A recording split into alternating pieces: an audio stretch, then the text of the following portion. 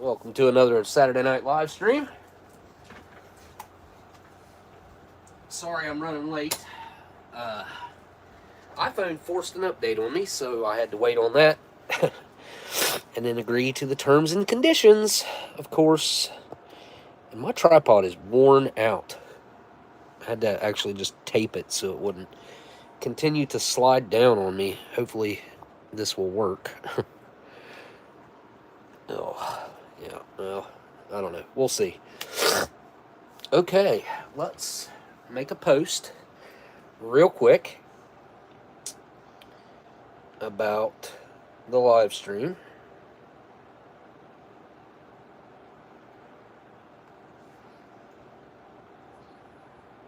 Hey, what's up, Booger Butt and Booger Butt? Been a while. Looks like YouTube is not going to suggest my live stream to anybody right now, so I'll have to do it myself. That's whatever. I'm used to it. It is what it is. And if you can't tell, IMPs are what is on the menu tonight. Let's take a quick pic of the rations.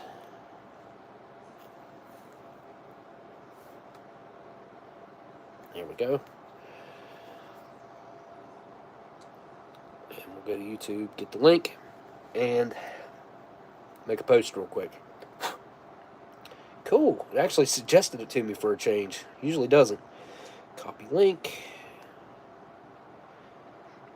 Select more photos.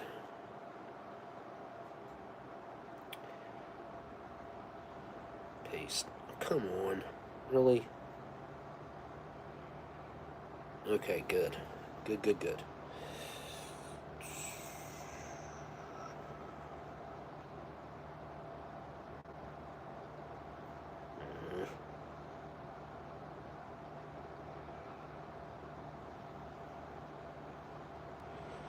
Oh, that sucks.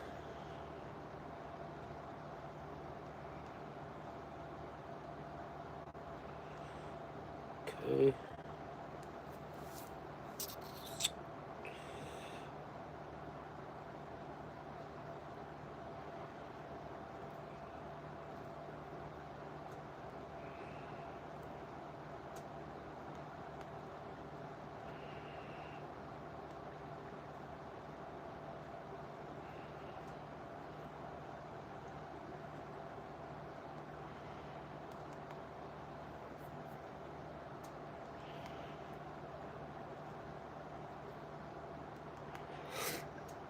So, it has been a very...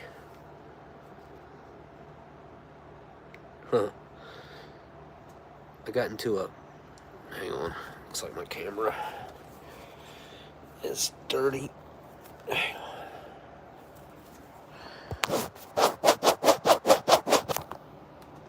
on.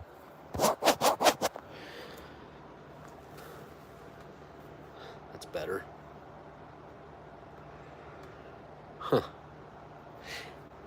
Anyway, I got into a bush of like weird, I don't even know what you call them, like burr things.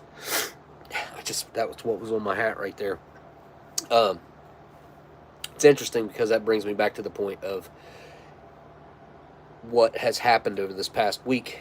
A lot has happened. So last Thursday night, I believe it was. No, it must have been Friday night, because Sunday, I do believe, is the day that I went to look at it. But on, say, Friday night, I think it was Thursday or Friday night, something popped up on Facebook that Amber saw. I don't have Facebook. She's seen it and showed it to me. It's something I'd been wondering about for a long time. I'd actually looked at this place for like a year. You'll hear when I get this is already in the works, so I feel confident in talking about it. Got a lawyer working on it and everything. So anyway, there was a post that came up, some local businesses for sale, and one of them was for the old cafe up in town here, and I don't have pictures to show you guys. They're on this phone. The old cafe up in town and the old restaurant. I think it was called, well, Diner. Bell's Diner is what it was called. It was named after a guy that I know that our kids grew up together. They had a very unfortunate accident and lost their daughter, and that's where the name of that diner came from.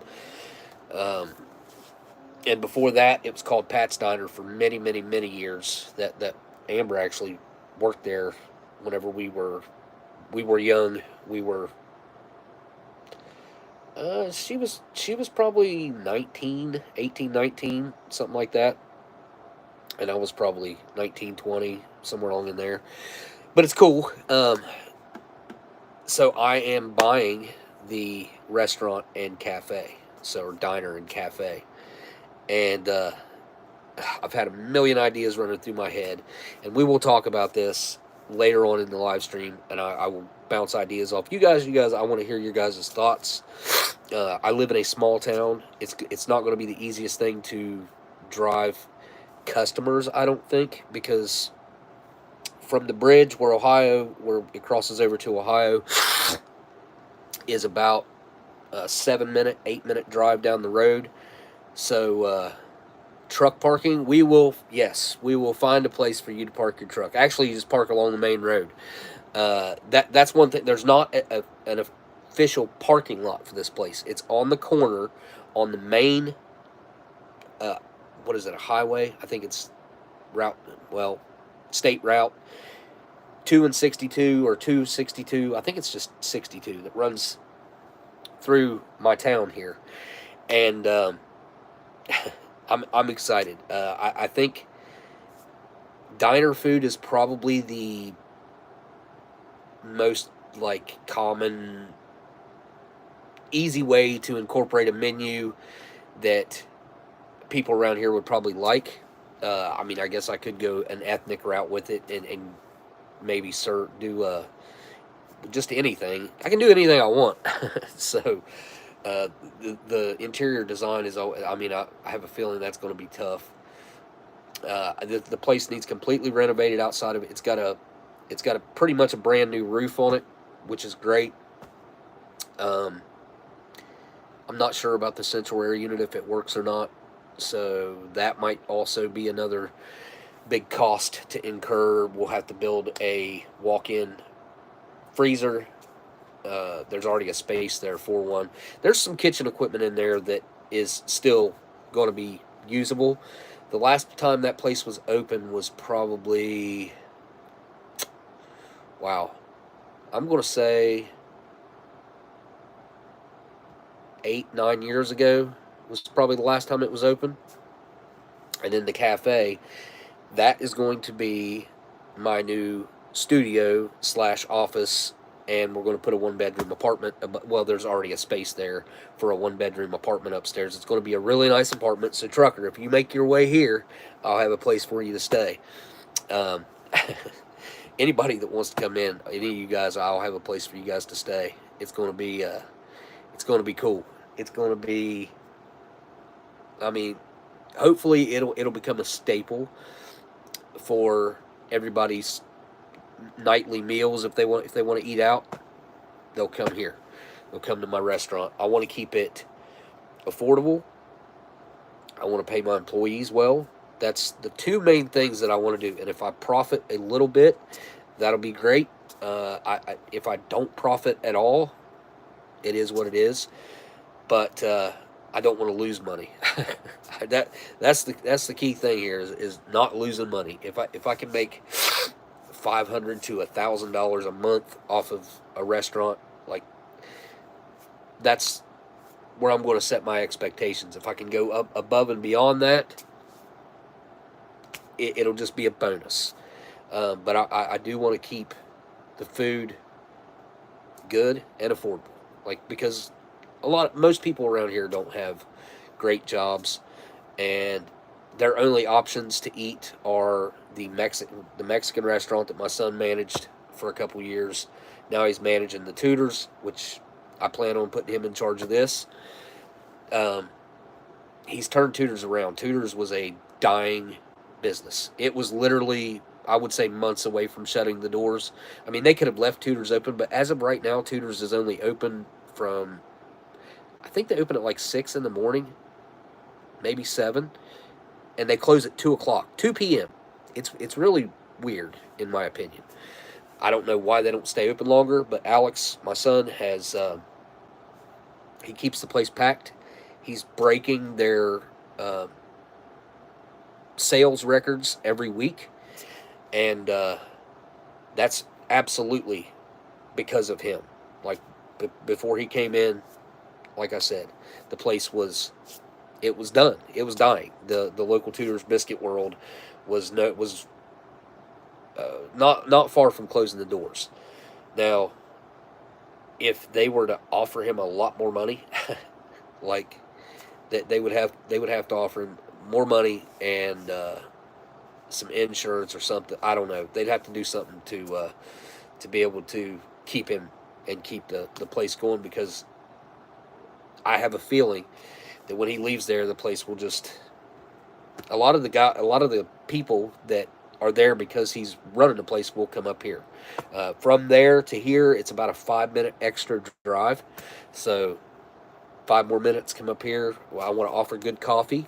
We'll be looking for specific products. I also want to try to work with local farmers and see if I can't get some locally grown beef and maybe pork and chicken as well. But definitely I want to try to get the beef locally.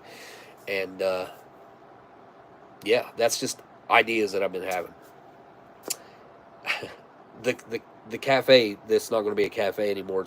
That's where the apartment and the office / studio, I'm going to set it up all, man cave style, but a lot of ration, there's going to be a set built around rations, and it's going to be great. There's going to be plenty of space. I've got storage space where I can take all my rations out of my house, which means that I do have to get a couple cats. There's already 2 that are hanging around up there, but I will take them in, because I don't think anybody's actually taking them in, so that I don't have to worry about mice or rats getting into my rations, because while I got them here in my house, my cats here are not going to allow anything to happen to our food here. Knock on wood. But we have not had a mouse problem in probably like 14 years. We only had many years ago, but yeah, I think taking those cats in will be, it's just a given. It's kind of a given. The way the place is set up right now, there's like I think it used to have like a loading dock on the back, and they took what used to be a refrigerated semi-truck that's like polished stainless steel and grafted it onto the back of the building. I wish I had the pictures on here so I could show you guys. But the way that's set up right now, that is a nice storage, like just strictly storage space. And then that place used to be a cafe, so it had a somewhat industrialized kitchen in it. I think they used to even sell pizzas out of there. I think they used to have a pizza oven in there. It's got 2 mini splits in there already that are not new, but fairly new, I would say, within the last 7-8 years. So the downstairs is already taken care of central air wise. Like the mini splits should be adequate. I don't know what it's got going on for heat. I don't know if those mini splits produce heat or not. Maybe they do. I don't know. The upstairs will have to have something, but I'll probably put a couple mini splits up there and just call it done. But all right, let me go through the chat real quick and say hello to everybody that is here.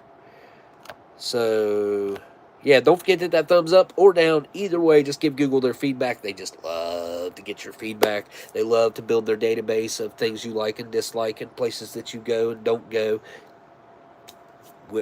We are all data now. That's what our lives have equated to, is a pile of data for Google.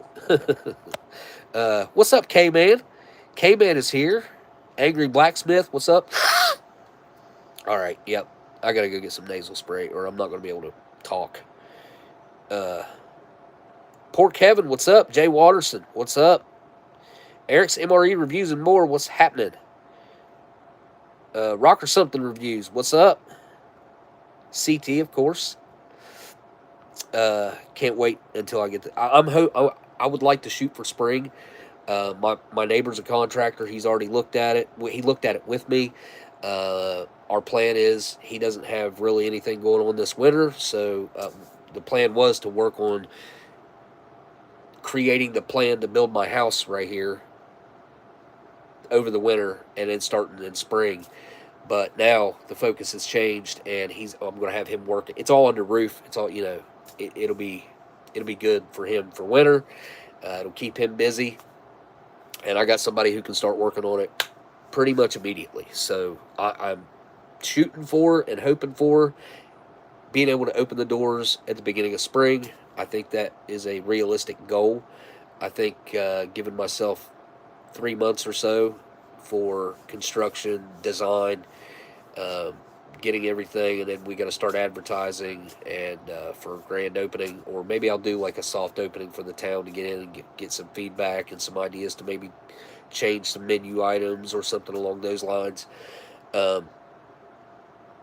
We will see what I do there, but I think three months or so should be probably adequate. And then after we get the restaurant done, I'll probably have him working on both at the same time, because the other place, mainly all we got to do is the apartment upstairs, and it's going to be fairly easy, I think. Build out the bathroom, build a little kitchen. It'll have a bedroom, closet, place for washer and dryer, a living room, and then it's already got a half bath too, which is kind of weird. It's got a full bath in the back and then a half bath. It's weird. It's weird. The setup is weird, but it's fine. I'm not going to take it out. I'll leave the half bath. That'll be the guest bathroom. People go in there and wash their hands, use the bathroom. It's got a sink and a toilet in it. It's kind of cool, actually. That way they don't have to intrude into the bedroom, bathroom to, when you got guests or whatever. All right. Did I say hello to everybody? Oh, Multi-Magnum, what's up? Spicy Tuna Rolls, what's up? I did see Investory in here as well. Eric's MRE reviews, did I say that? All right. What's up, everybody? Storm Tracker, what's up? Okay. Take a look at these rations. I've got more over here. I'll pull them out, and we'll figure out what we're eating tonight, because I haven't even really thought about it food-wise. I'm not even that hungry.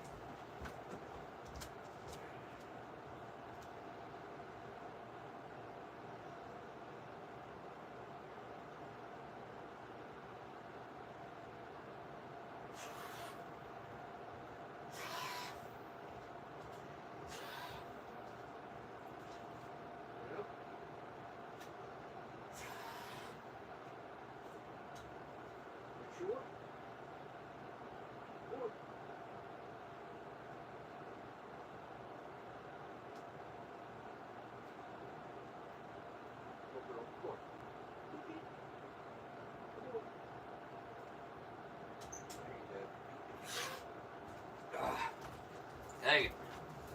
I've been sick for the past week. I think I got it from my neighbor. I think he gave me whatever this is. But it's been going around. It passed. Everybody in the house has had it now. It's a pretty heavy chest cold or whatever. It hurt to cough for like 2 days. I couldn't hardly take it. All right, so there's 4 menus there. Let me see what else I got over here. I think I had one of these already. This must be a double.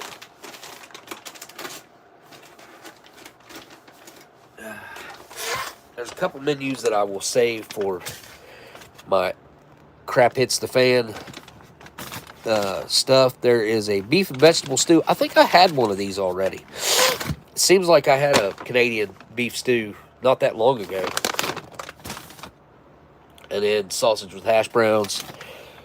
So, and then we got the pizza pasta there. I ain't had one of them in a long time, but it's not my favorite, that's for sure. I don't know that I've ever had the IMP beef ravioli, but that would be one of my son's favorite menus. I would assume he likes ravioli.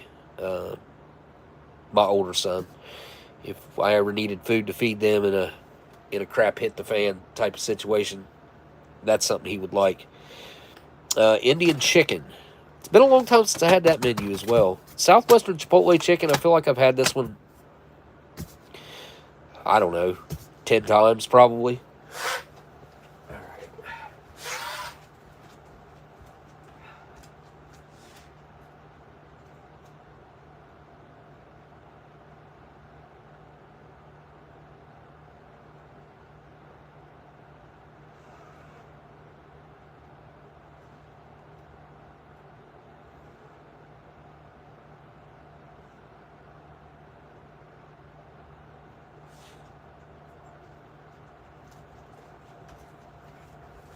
I swear, I think I might be allergic to something over here in this corner. And then over here I also have a couple of my favorite menus that aren't getting put up, which is pulled pork, saving that bad boy. And chili. I freaking love the Canadian chili. It is better than the American. The American's pretty daggone good too. I'm a huge fan of the American MRE chili. It just is all around a good chili, but it fits my palate. Chili is a very subjective dish that is, it can range so much, and I just happen to like the way both of these are, you know, the MRE and the IMP chilies are made. So that's everything I got IMP wise. As far as these new style, what are these, polyethylene or something like that? Tri-laminate, like heavy duty bags. These things, these are really nice packaging. For, you look at the direction America has went with their ration packaging versus the way Canada has went with their ration packaging. I mean, Canada went from a paper bag. I don't think I have one handy. But they went from the classic paper bag that they had for decades to, what the heck? Man. Alright, time out. Something happened here. Thought I had an IMT bag right here, but I guess I do not.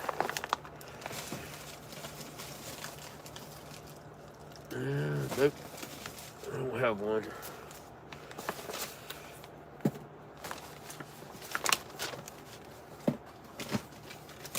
Yeah, that's something to set there. Daggone it.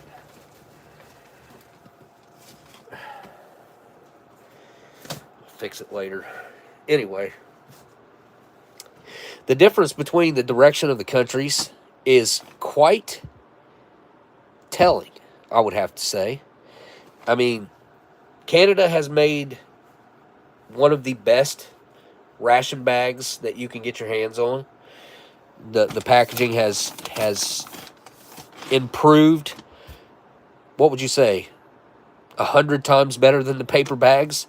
I mean, these are straight up reusable. You could use this to store anything in. They're resealable, which is a great aspect of the bag, I feel like. Where is that? Oh, hang on. Here we go. But yeah, I mean, they're waterproof. You can carry water in them.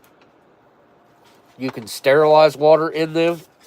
I don't see why you couldn't hang this above a fire and sterilize water above a fire in these bags. I bet you could.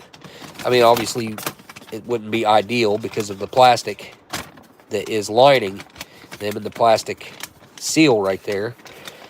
But on the inside, there's like a plastic layer over top of the metal, and then you've got that polyethylene or whatever that is, like a thick, flexible plastic on the outside, the coating, and a really nice texture to touch. I don't know. I'm just impressed. Color me impressed with the IMP packaging all the way around. I'm really shocked that America decided to go the other direction and really cheap out on the outer bag packaging. I mean, they could have made the MRE bags thinner, but making the back of them clear, seriously, one of the worst moves that they could have possibly made. I feel like they took, like, overall years of edibility, like edibleness of a ration. I feel like they took years off of the possible years that it could have been edible. And I just think that's silly. Now, I have noticed something else. I was talking to K-Man about this last night. Hey, G. Schultz is here. What's up, man? Let's talk some ration stuff here. I noticed it was a case of 2021, I think. No, 2020. A case of 2020 First Strike rations. And the inspection date on which is like a Best Buy date. That's what everybody kind of just thinks of it as. But it's when you go through and inspect, make sure mice haven't eaten into them, etc. But there's a 5-year inspection date now on the First Strike ration cases. And I thought that was interesting, to say the least. What I noticed something else about the dates, too. There was something else. But K-Man sent me a breakdown of the 2024 MRE menu list that him and Ollie had came up with, because I guess Ollie got his hands on some 2024 MREs. And, yeah, man, I feel like MREs are just going the wrong direction. They're not getting better overall. They're just trying to keep the calories in and make them as cheap as possible now. That's what I think.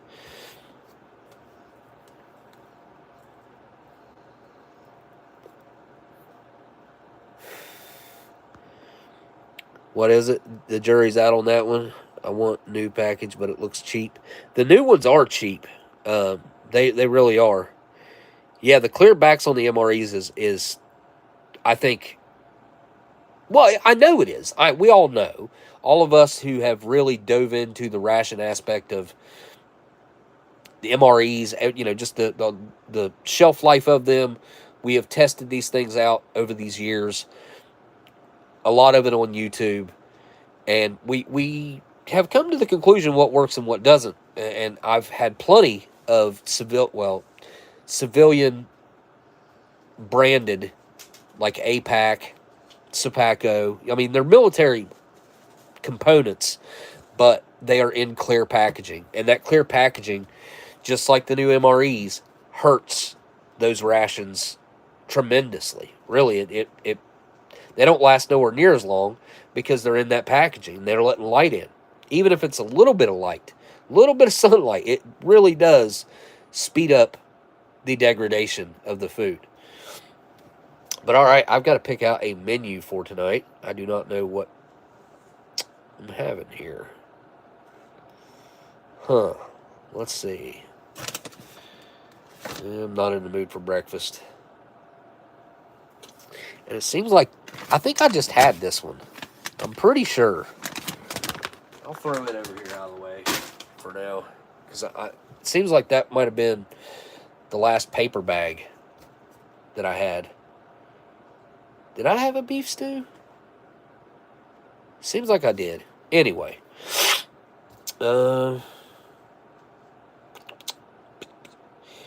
Indian chicken. I feel like we've seen that a bunch.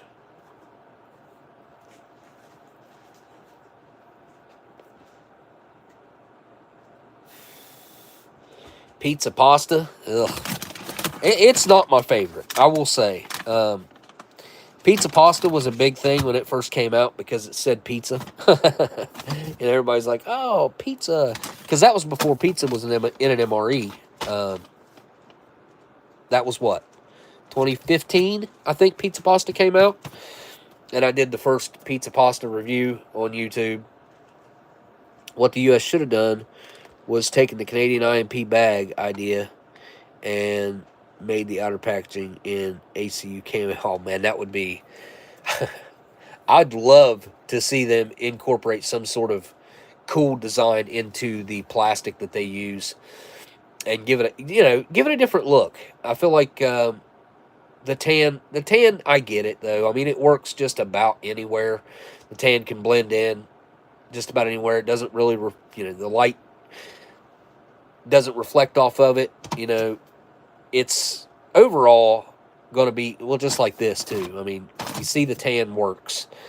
Would be cool to see some sort of camo incorporated in, even if it's like really light, like a ghost camo. I think that'd be cool.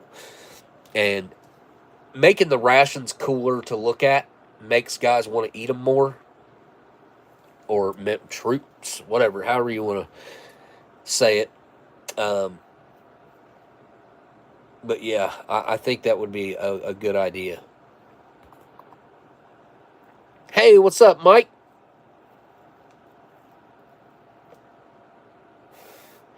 Yeah, like the old World War II K rations. Yeah, that would be... I mean, I think the whole purpose really is to make them appealing, because they're typically going to be younger folks that aren't going to want to eat half the stuff that's in there. So if you give it a little more of a cool aspect to it, like just make it seem cooler to anybody, I guess, just overall, the general public in general, everybody, just make it look cooler, I would maybe help. I don't know. Maybe it wouldn't. I could be wrong. But Indian chicken. Okay, so it's between, I think it's between these three right here. Definitely not doing the breakfast.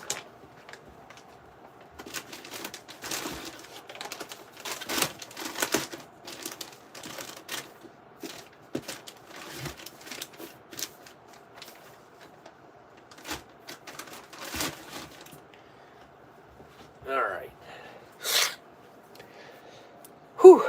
I got some IMPs on the way. They should be here next week. And within a couple weeks, we might be able to actually have a live stream from the studio. That'll be kind of cool. Yeah, don't forget to hit that thumbs up or down. Either way. Am I zoomed in? No. What the heck?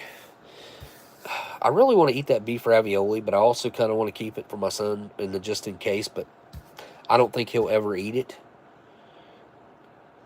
Although this doesn't sound bad. That doesn't sound bad either.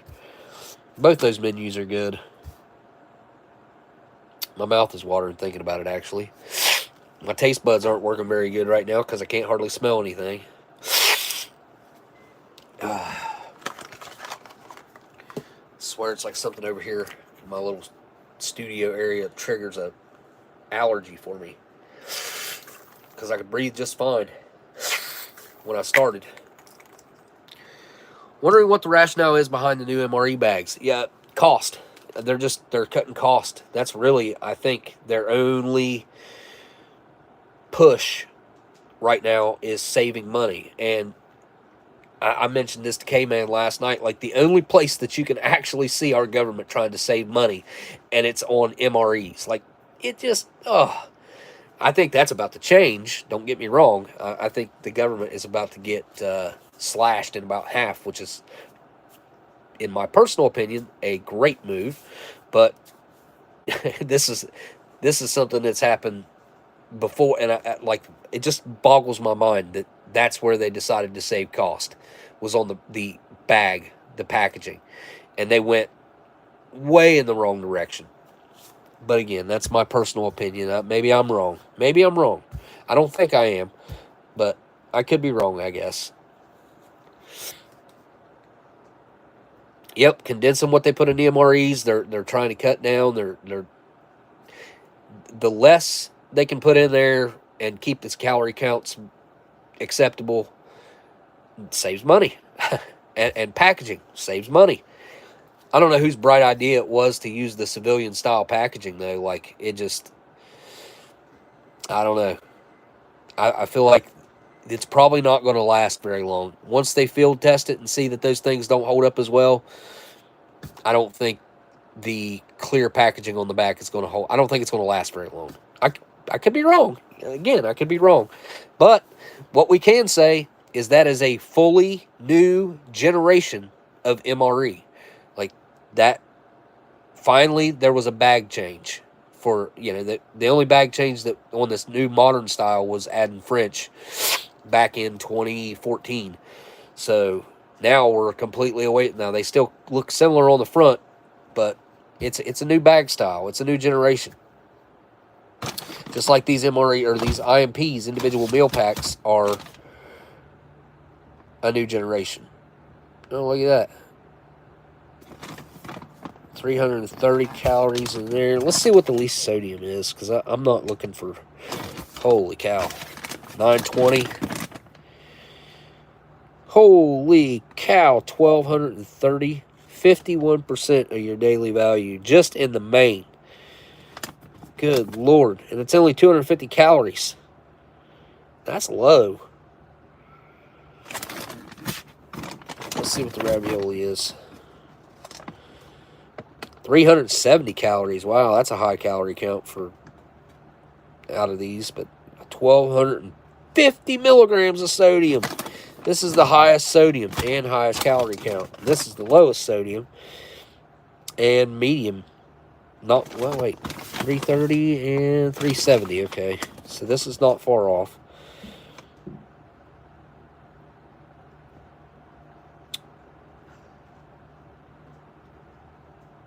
$31 grams of protein.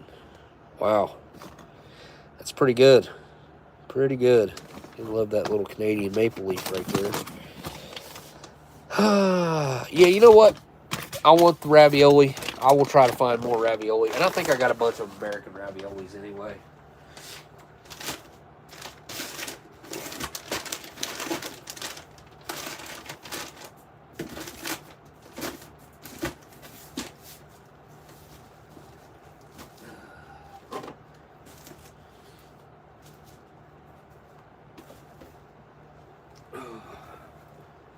Has anybody seen LC? I ain't seen LC in the chat for a minute. Or she might have been here last week. I don't know. Can't remember. So we got the beef ravioli in it. A whole bunch of sodium contained in this bad boy. 52% of your daily value. There's no way I can eat this whole main. I'll have a headache and a heart attack. And you got this little tab right here that you pull. Which, again, just... genius, great. It's like a hard plastic on the end right here that makes it easier to pull with. And then you just, boom, there you go. So 330 or 370 and 140, so 470 would be 510 just in the two boxes that are going to be in here. Look at that. Nice. Love that resealable packaging. It's just like a perfect little lunch bag that you could take anywhere. Heck, you could drop these things out of airplanes just the way they are, individually. And I think they would survive the drop 9 out of 10 times. All right. Got our sweet and creamy, of course. Nescafe. Nice brand name that everybody can kind of recognize from back home if they're overseas somewhere. It's nice to see familiar brands from home. What else we got here? We got us, almonds, chocolate covered. Oh, almonds and chocolate covered coffee beans. I have not had that before. 270 calories in that pack. Wow. That is a pack and a wallop. I bet there's a lot of protein in here too. 8 grams of protein in a 50 gram pouch. 134th day of 2020 right there. Almonds, semi-sweet dark chocolate, vanilla, salt, coffee beans. I mean, I love that ingredients list. Not bad at all. Confectioner's glaze and Arabica gum. Nice, clean ingredients list. Okay, here is your sliced apples. I thought this had fruit cocktail.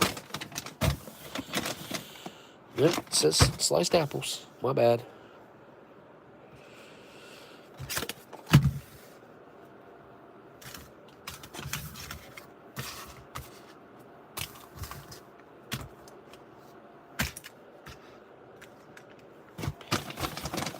Let's keep going.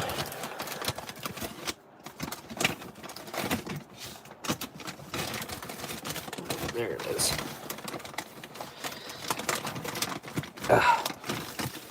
There's the main. And I forgot to start water boiling. The 66th day, 2020. Some raviolis. They feel big.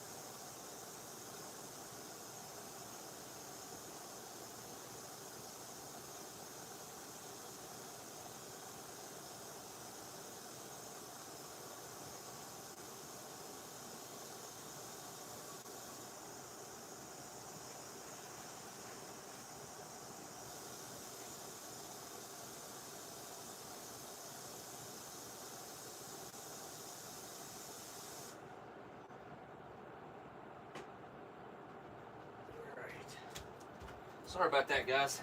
Totally forgot to start the water. That's my bad. My bad. Alright, next up, we're going to have us a hamburger bun. A huge fan of the hamburger bun. It's one of the best breads. Australia, right now, my opinion, has the best white bread for sure. But maybe bread, period. A lot of people like the rye bread that's in like the Latvians and stuff, but I don't know. I'm a white bread kind of person, so this is probably holding second place for me. I wish America would adopt something like this. That would make my day to see them start putting some real bread into MREs. And I don't want them to get rid of the crackers. I want them to bring back old school crackers, like the ones I had last week. I want them to get rid of the wheat snack bread and bring in the Canadian bun. that would make me a happy dude. What else is in here? We got some fortified creamy peanut butter. I don't know how to say that in French, but give it a quick knead before we move on.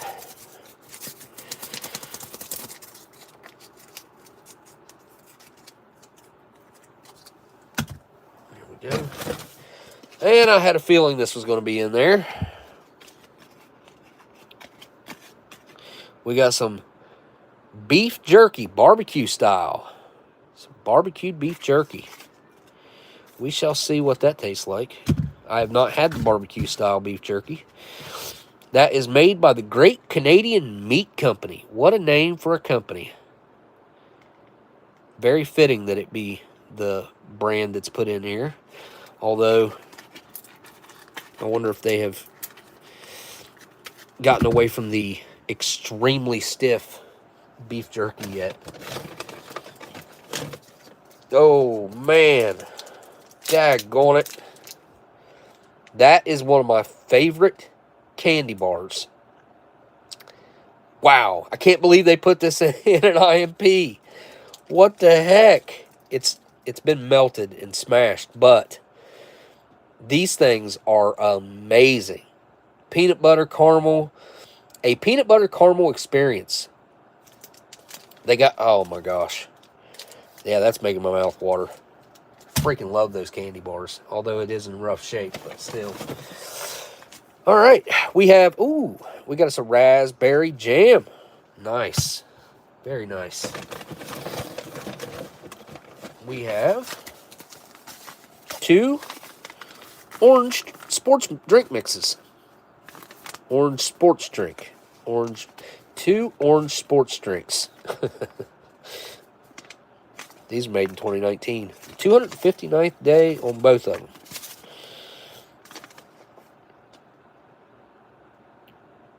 Dr. Oetker, Canadian Limited. Okay. Dr. Oetker. Am I saying that right? Probably not. Probably not. Here is your beverage bag with a nice gusset at the bottom. Man, Canadian, look at that. Just super high quality. You couldn't ask for a nicer beverage bag than that, really. You really couldn't. They're super nice. Canada knocks it out of the park when it comes to their rations. Really, they do. We got us a pack of Tabasco. I do wish they'd put bottles in here because these things do get, like, inflated. And when you open them up, they like to kind of squirt stuff out of them. No, Tabasco sauce. Here is your Canadian-issued butt ration. Or napkin. Or paper towel. Whatever you want to call it. And you can split this thing and turn it into a huge amount of surface space. And it's adequate. It's adequate. I mean, you can get some stuff done. You know, you rip that in 8 pieces. You know, unfold it. And then take it apart and split it in 4. Like, you could stretch by maybe. I don't know. It just depends. Depends on what you had to eat, I guess. Beforehand. And of course, now the famous Canadian spork that is certainly one of the better eating utensils that is made today. There's some good utensils out there, you know. Australia's are great. Where is my Australian spoon at? There's one. So Australia's are really nice. Super thick. Well made. This is a little more flimsy. Look how flimsy compared to this. But not bad. Not bad. Versus like something. That's the old Canadian spoon. I mean, you talk about flimsy. That thing is. It's flimsy.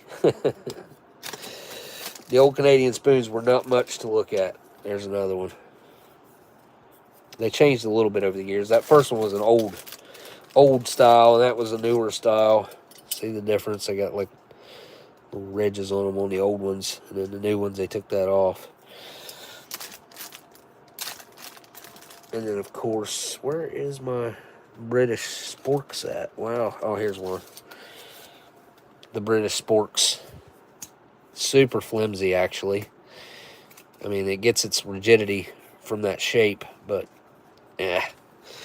not a big fan of the British stuff. All right, a couple more items in here. We got our Tic Tacs. Fresh mint. Should be four of them in there. Need to actually eat those this time. Here is our, what will be a wet wipe. It's got the little Canadian maple leaf on it. These things are awesome. Again, great addition. You just got to have some water to make it useful, or some sort of liquid to make it, well, there's some liquid you wouldn't want to use, but you get what I'm saying.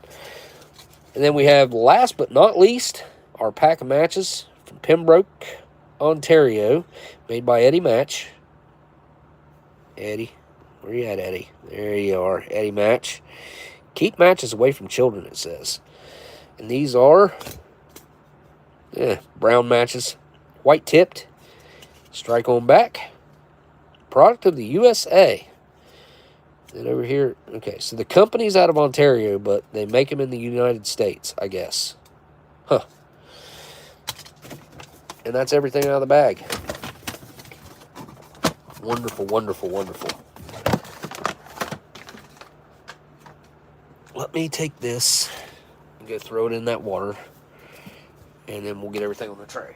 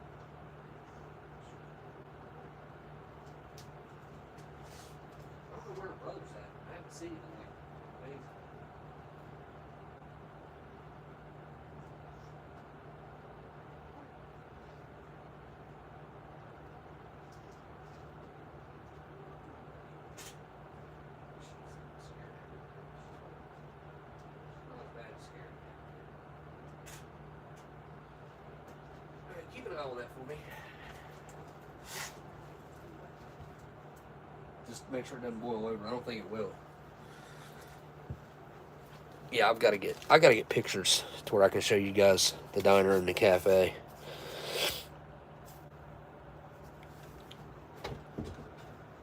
All right.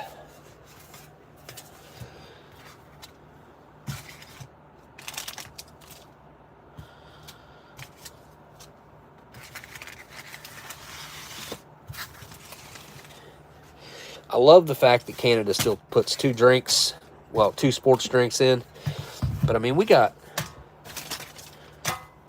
three. This is one meal, folks. Like, this is so much better than the United States MRE. It's not even funny. It's frustrating that Canada is blowing us away when it comes to rations.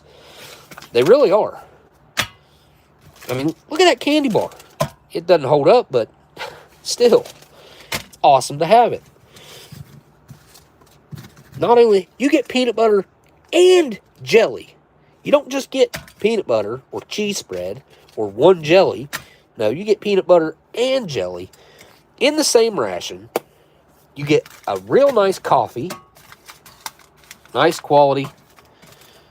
Plenty of actual coffee here to make a full cup of coffee. What's it say it makes? I bet it makes... Does it not say? Here we go. 245 milliliters. Is that 8 ounces? What is it?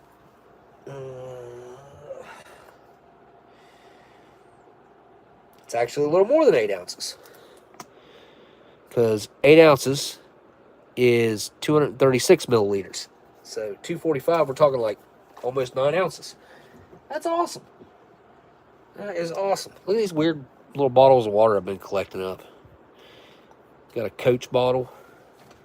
And then that Hard Rock bottle. Which I just dented it. There it is. Came back out. I just put a dent in it. Okay. I mean, we got snacks out the wazoo here. You got almonds and chocolate covered coffee beans. You got beef jerky. You're going to have a peanut butter and jelly sandwich. You got a candy bar. Then you got Tic Tacs to follow it up. Man, it's just, man, I'm telling you, it's frustrating how badly America has started to slack. All right, let's get started on them drinks.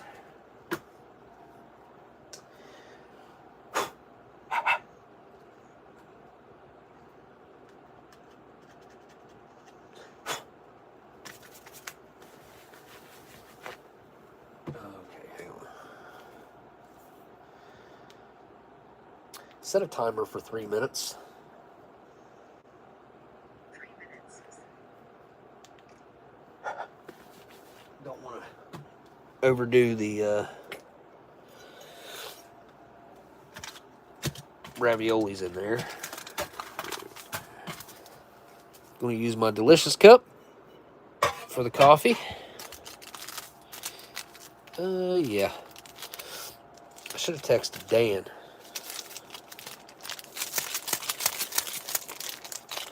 I don't think he's got an iPhone. Does he have an iPhone? Let me see.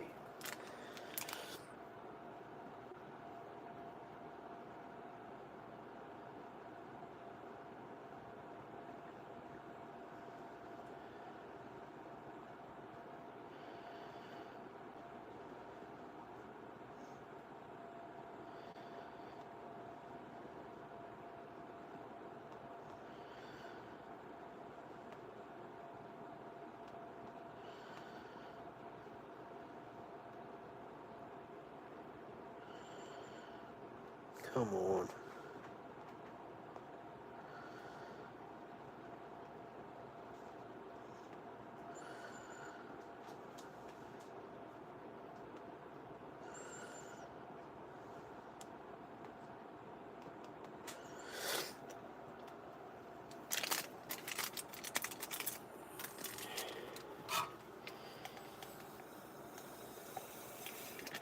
Very nice.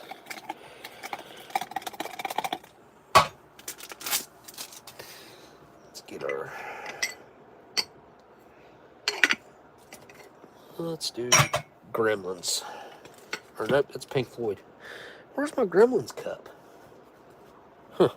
I know I got a Gremlins cup like this. And it's really nice to have 2 drink mixes like this, too. Hey, wait.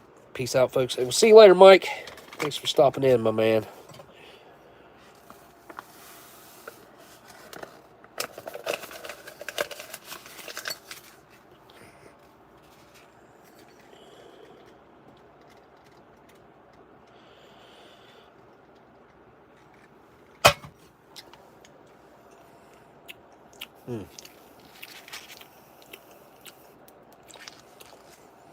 The citrus, it's almost like a palate cleanser.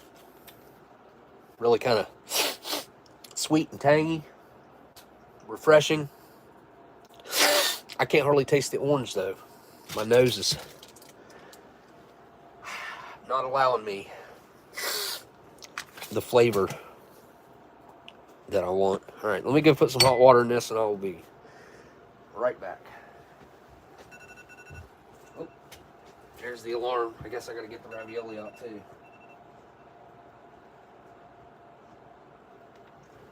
Okay.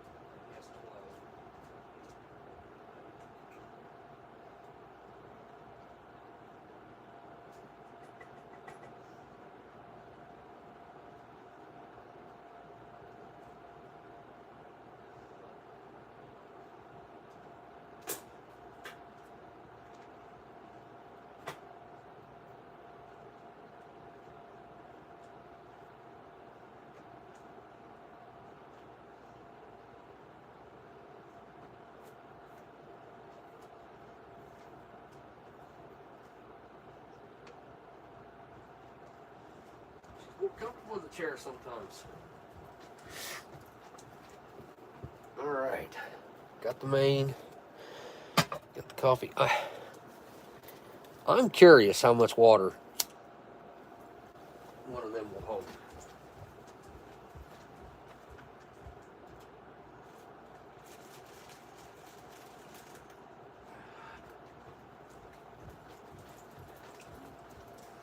Let's see.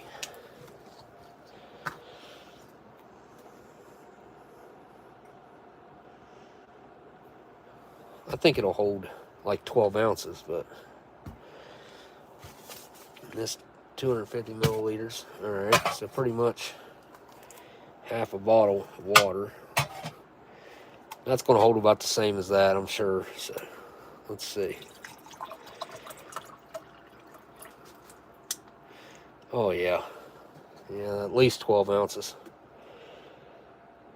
Because that's over half a bottle.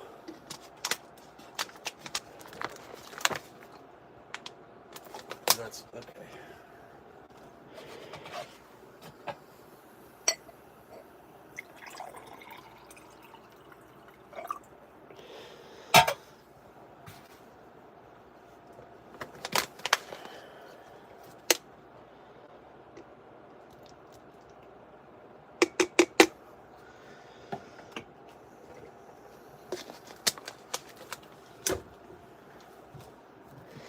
Give that a stir.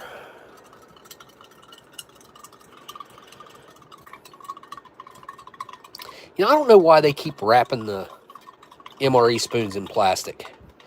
Why don't they do like the Canadians do here and not waste that extra pack? Why? Like, why are we wrapping those spoons up? I don't get it. It's just a waste of plastic and packaging.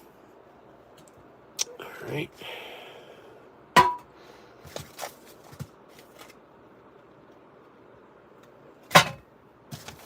Get this stuff over here.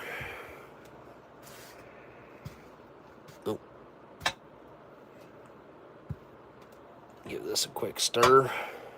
Probably didn't really need it, but yeah, it kind of did, actually. Still feel some grittiness at the bottom.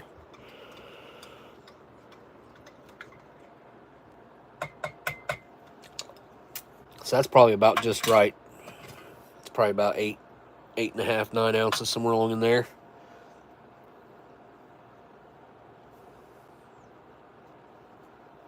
Guess I could measure it, but ain't that worried about it. All right, let's take a look at these almonds and chocolate-covered coffee beans.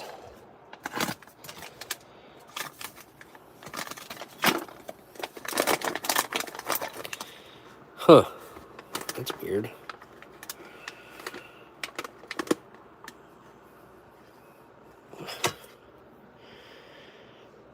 Is that caffeine that's started leaching out of that, or what? Huh. They all got it on there a little bit. It's not salt. And then you got your almonds in there.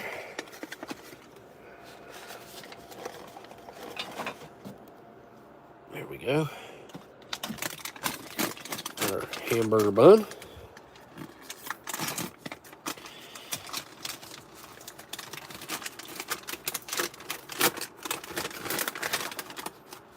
Look at that. Not smashed.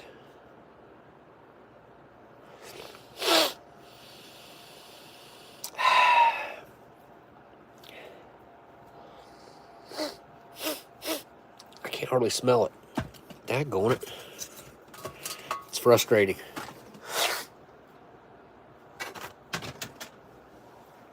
I don't want to waste the food by not being able to taste it. Alright, come here, nasal spray. Let's try again.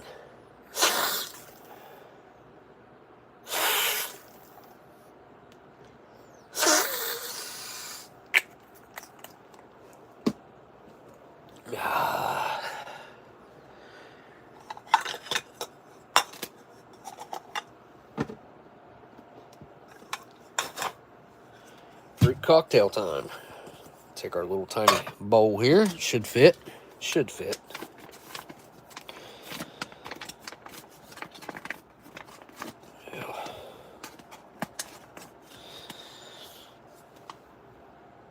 Usually that sprays onto the wall. Almost every time. Oh, it's apples this time. I keep thinking fruit cocktail for some reason. Those look pretty daggone good. Huh. There's more in there than usual.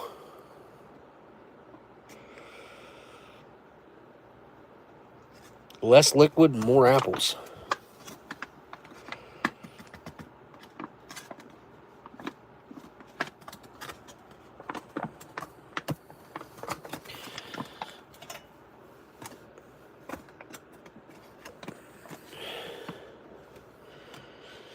There, okay, got them all.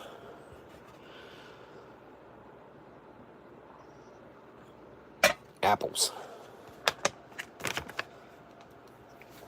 At least it's not like overly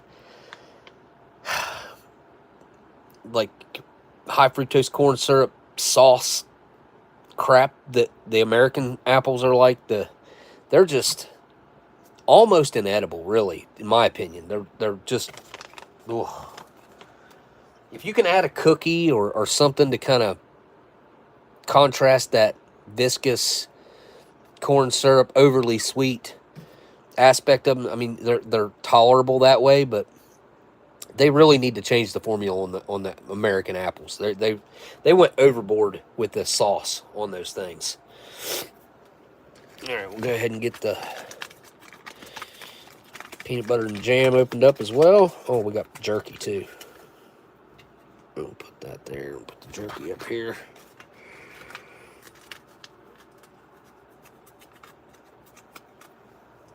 Use a knife. Smaller the hole, the more control. Thank Gundog for that saying every time I use it.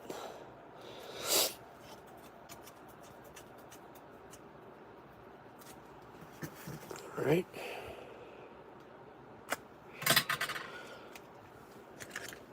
Perfect.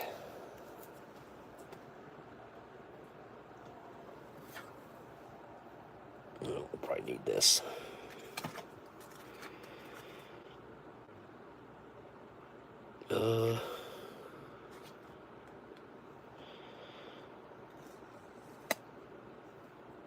I think I actually heard a little bit of a vacuum release there.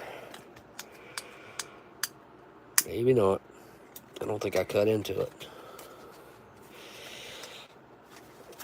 Good grief.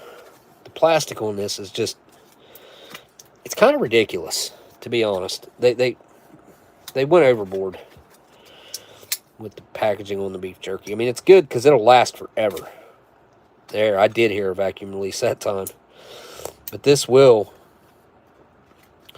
last for a very long time. Maybe I didn't. Daggone. I don't think that's let loose yet. It's really hard to get into this stuff. There, I did hear a little release.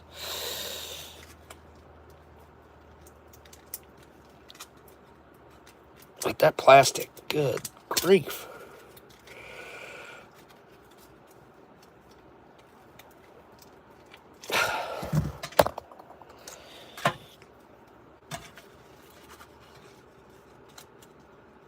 Like performing surgery here.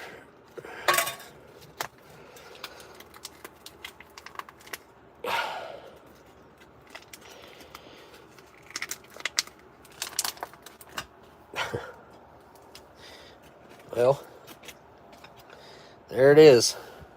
Comes in one block. I wish I could smell it. Oh, I can. It smells like a good, well, it just smells like jerky, really. A little bit of barbecue to it. Mainly smells like beef, though. Alright, we'll take a look at our Wonder Bar here. It's probably the packaging is probably going to be the only thing to keep it together. So taking it out is probably, yeah, out of the question. Ugh. Poor candy bar. Well, okay. Alright. Not bad, not bad. It's making my mouth water. Love these things. I really do. Love me a Wonder Bar. Here, I'll keep it flipped over so we know what it is. Alright, ravioli time.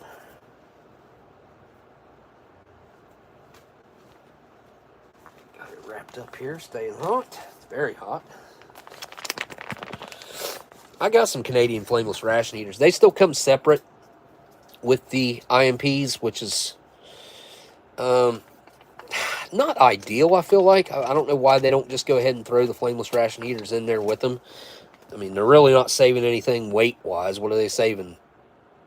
What, maybe 3 grams? Something like that? I don't know how heavy a flameless ration heater is. Maybe it's 5 grams. I don't know.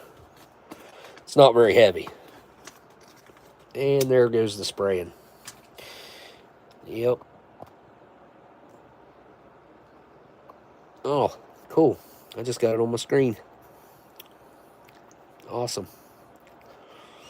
Just trying to zoom in. Yep. There it is. Right there. And up here. Oh, and up here. Good grief. Alright.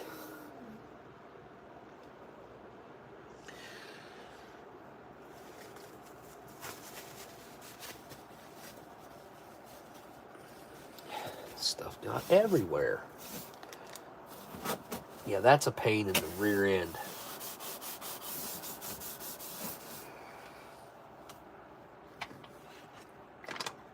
Okay.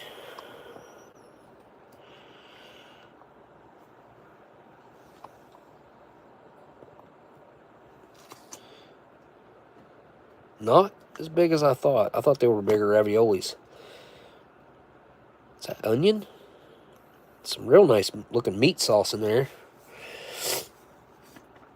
I'm glad that you're not just dependent on the meat inside the ravioli for your meat content. It's got a really nice hearty meat sauce to it.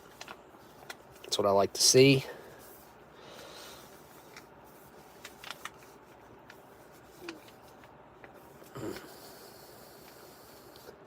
I'm not getting it all out of the package.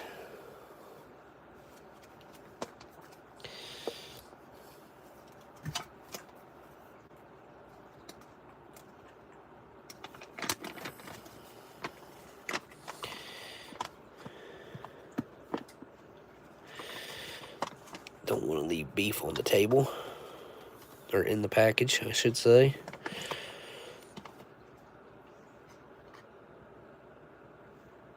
Yeah, I got most of it. That'll have to be good. All right.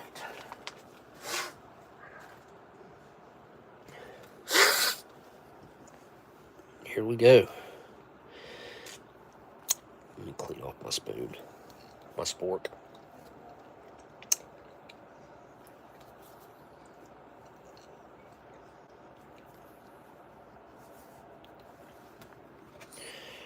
All right.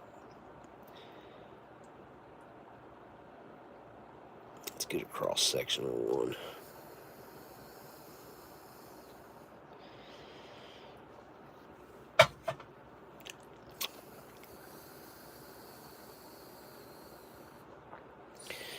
Not exactly what I was expecting it to look like on the inside. It's kind of got a...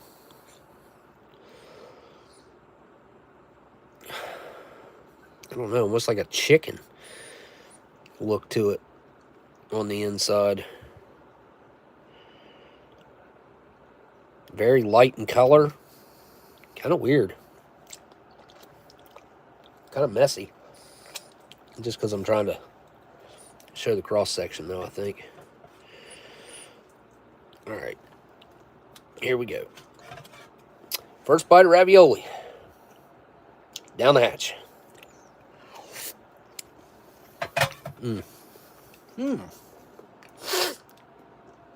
Yeah, Kaylin, I agree. I mean, it even looks more appetizing than the U.S. It is. It absolutely is. The meat sauce is fantastic. And I'll tell you what, the tomato in that sauce is very fresh. It's got a really nice, tangy, a little bit of sweet to the tomato. The meat inside the ravioli is that like standard pasty meat that you expect. But the ground beef that's in the sauce really does add a nice texture and flavor to it. It's got a little bit of spice to it, surprisingly. I mean, just a little bit. I mean, it's not much, but it's there. The noodle is al dente. I'm a huge fan of the noodle not being overdone, and it is not overdone. It's not underdone. A little bit, maybe, I guess, technically. But look at the ground beef on the outside of that. Looking really, really good, I must say. And, I don't pick up on a whole lot of the salt. There are chunks of onion in there that I can taste. And again, the tomato, the sauce in general is quite good. Yeah, Tim, this would have been first year of the new style packaging, I believe. 2020? Or was it 19?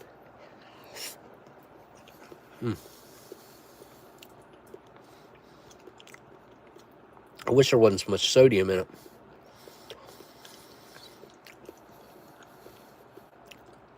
It's really easy to eat, too.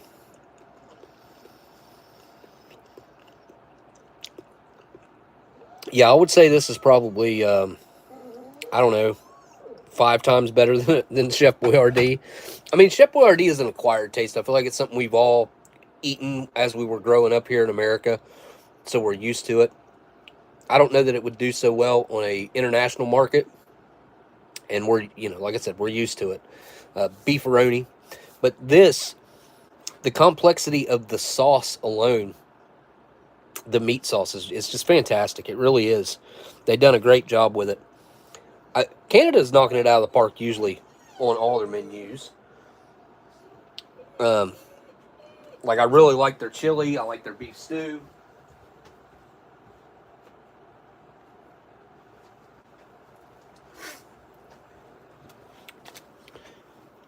But I must say, this is the first time I've had the ravioli from the IMP that I can remember.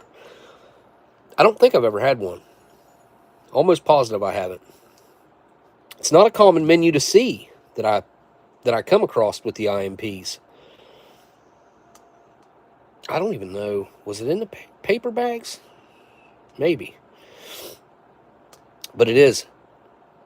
Like I said, it's easy to eat. The meat is exactly what you'd expect to be in the ravioli. And all the flavors of the sauce and the noodles and the beef, it all goes together really well.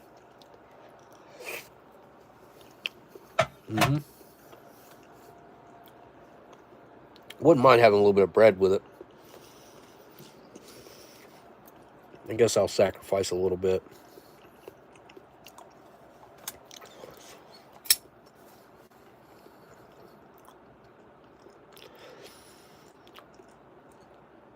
Did I see John's taking off? We'll see you later, dude. Thanks for stopping in.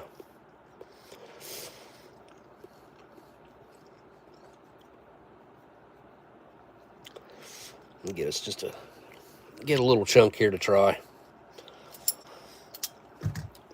I want to try this Tabasco too. Actually, I'm not even going to open that. I'm just going to use a bottle that I got up here. It's a little hotter anyway.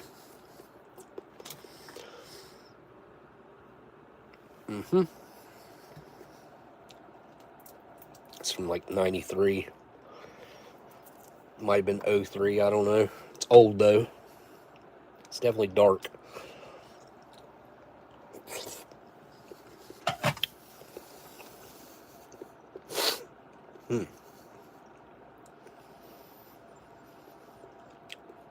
I mean, the Tabasco certainly goes good with it.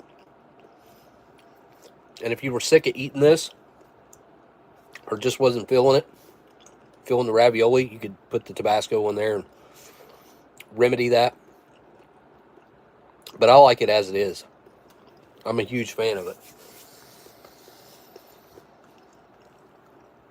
I do want to get a bite with the bread, though, because I feel like that is going to be where it is at. Some of that meat sauce on there. All right.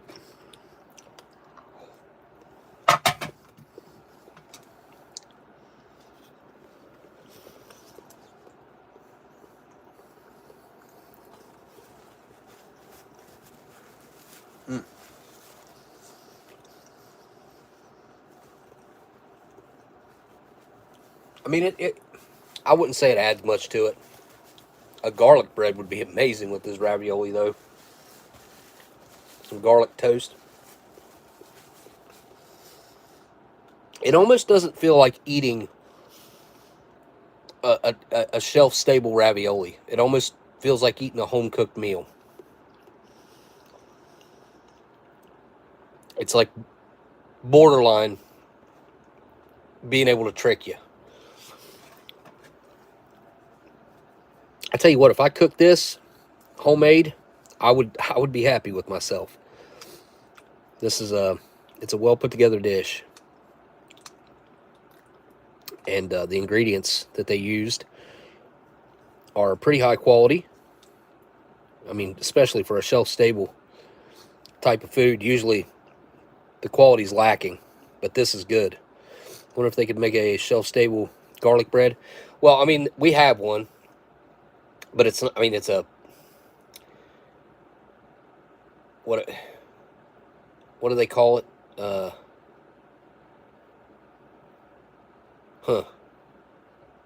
Yeah, America makes one out of the white wheat snack bread. It's all right but I don't like the wheat snack bread and the white wheat. I don't like that texture bread. And I don't like the taste of it really. I can eat it. It's just not my favorite. What do they call it? Italian breadsticks is what they call it, I think.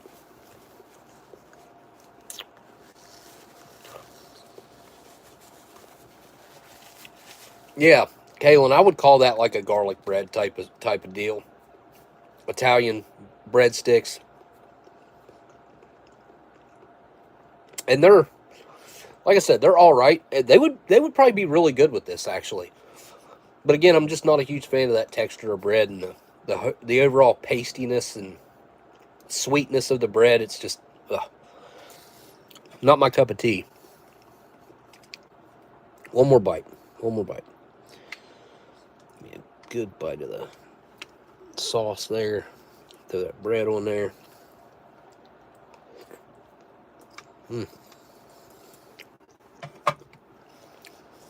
It's a lot of food, too.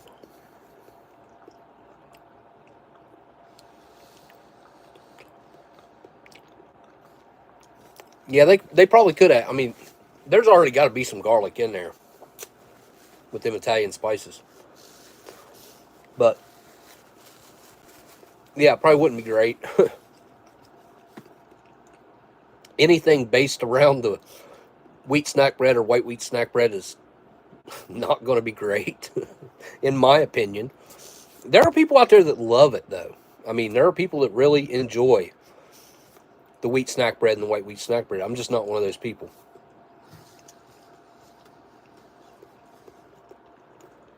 Oh, yeah, add some powdered butter. Yeah, that'd be nice. Or even throw it in the accessory packet. One of those little packs of, what's it called? Real butter or butter. It's powdered butter, I mean, is what it is. I think the little packs of powdered butter could be useful in a lot in a lot of aspects. Plus the calories that they add, I don't see why they haven't done that, unless it just doesn't hold up. Eric says he likes the snack bread with peanut butter and blackberry jam. More power to you, man.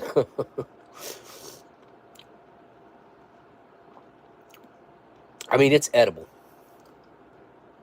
That's where I end with that. Look how that's sticking to the side of the glass. I don't know if y'all can see that. It's got legs. Ain't that what they say with wine? It's got legs on it. Something like that. I don't know enough about wine. I've never really dove into that subject before. It's not been a topic of my interest.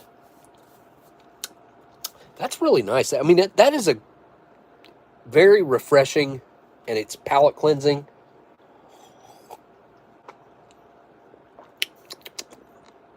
It doesn't taste overly artificial, even though I'm sure it is. I mean, what's our ingredients here? Sugar. That's good. At least it's just sugar.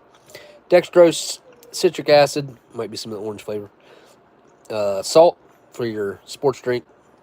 Artificial flavors, potassium citrate, ascorbic acid, something phosphate, and color. So, yeah. It's fake orange. Forange. All right, hold on. I don't want to end up wasting this. I want another bite. Hey now.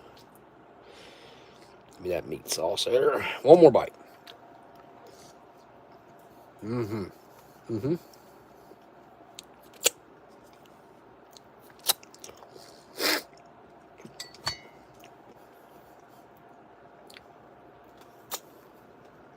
Set it off to the side for now.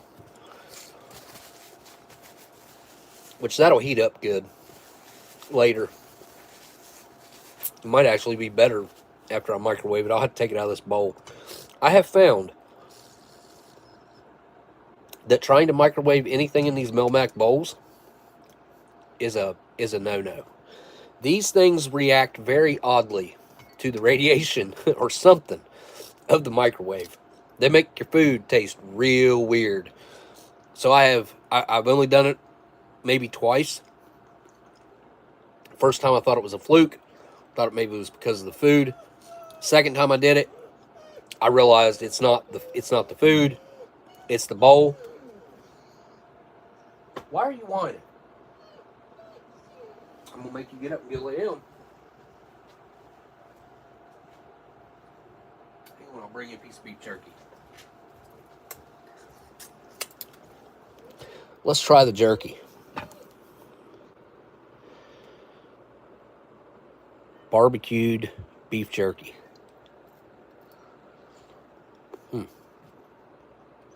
It's not as hard as the last of it. It's sweet.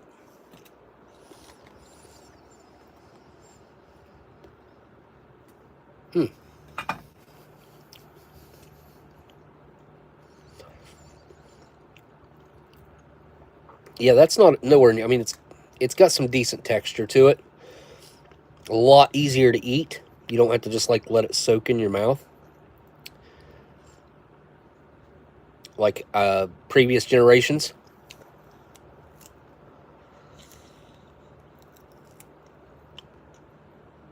Huh. I don't know why, Kalen.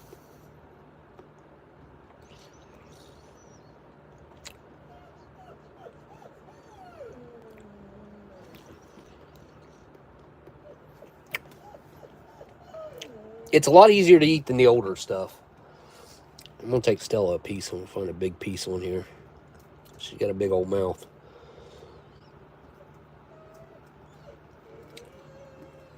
Here, I'll give her that. See what she thinks. Piece of jerky.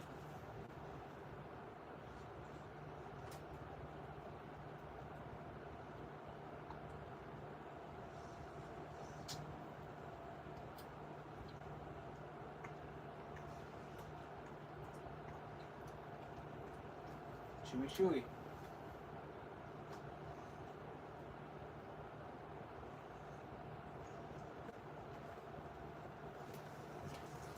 Well, she liked it. It's got a little bit of spice to it. There is, I mean, the faintest amount of heat to it with the barbecue. The quality of the beef, though, I would have to say is decent. It's got a nice flavor to it. Stella liked it. Of course she would like it, though. I mean, if I break that down, there's a pretty good... I mean, it's heavy. There's a lot of jerky there. Was it 50 grams?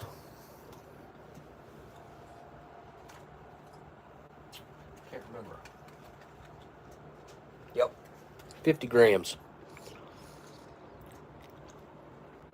And really, I mean, this is not adding calories. This isn't adding hardly anything to the ration nutrition-wise, except a snack that will hold you over, give you something to eat on, you know, break the boredom.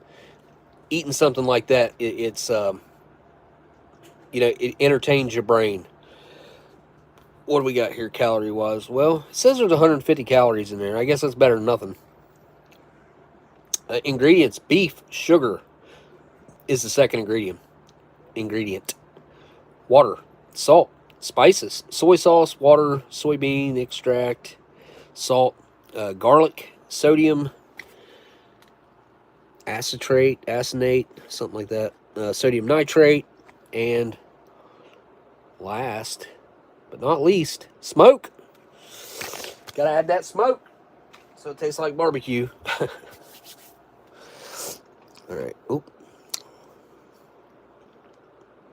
I want to try an apple.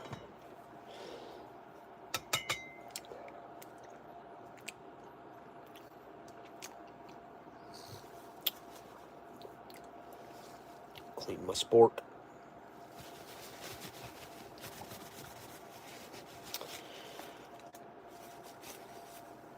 All right, there we go.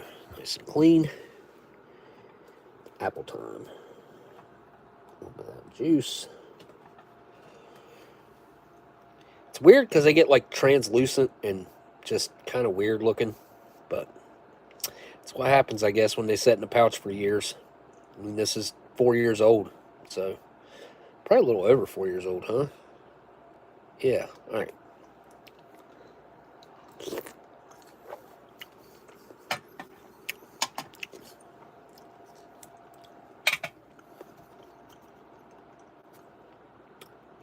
I mean, again, texture-wise versus the American, 10 times better. It actually still has some of that, little bit of that crunch that you're supposed to get from an apple. Still, it's chewy, but the flavor is nice, fruity, sweet, but not too sweet. Again, 10 times better than the American version. Which, I mean, I guess they're technically different, but again, they're apples in a pouch, so kind of the same. Okay, I want to try one of the... I assume these are just the coffee, chocolate-covered coffee beans. Give that a try.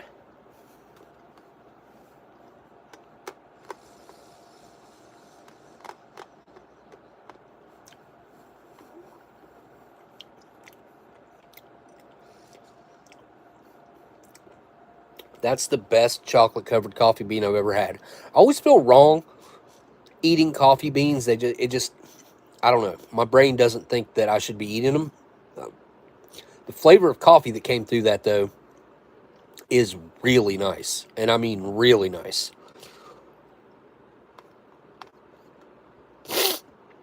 The coffee beans themselves are, like, really hard. It's kind of like...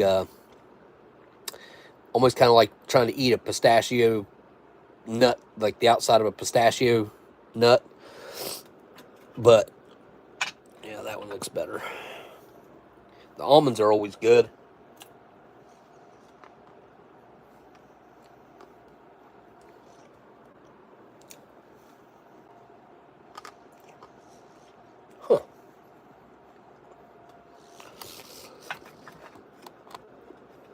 I wonder if they're all like that.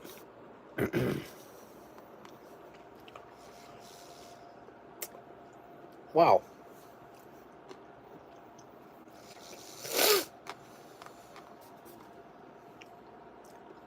So all the coffee beans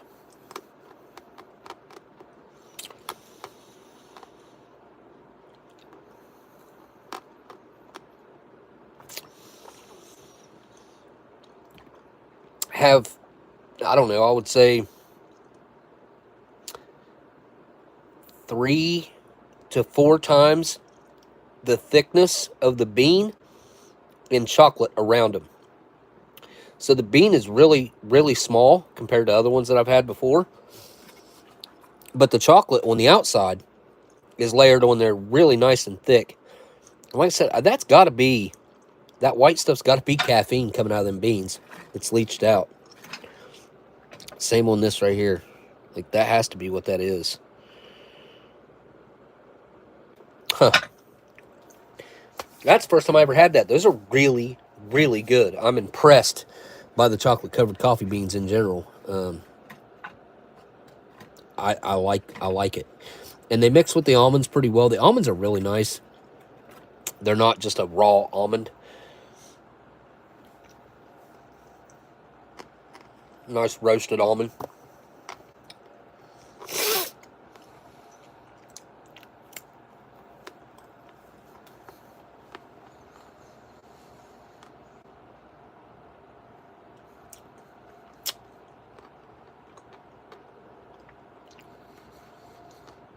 Mm-hmm.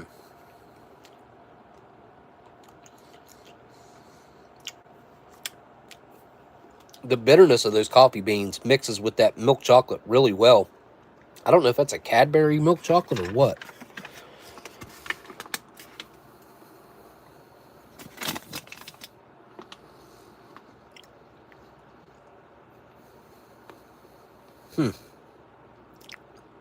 Packed for Department of National Defense, I assume.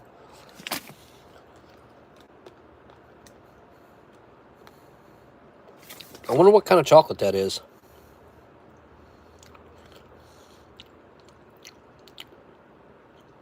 Cocoa butter, chocolate liqueur, vanilla, salt, coffee beans. Huh. It tastes like quality. Again, they didn't slack. They didn't just pick out cheap whatever. Those are actually really good. Quite impressive. I'm going to wash it down with a little bit of this. Sweet and creamy.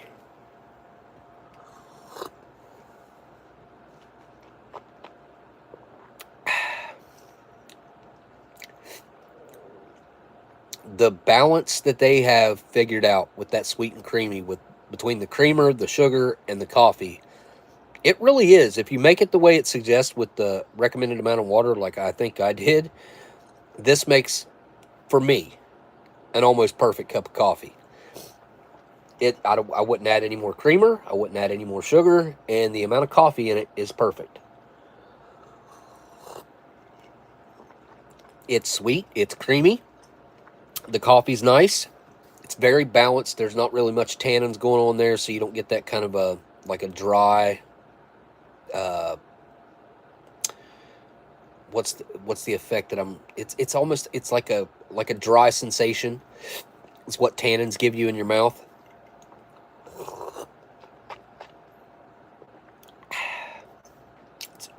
It's a good cup of coffee.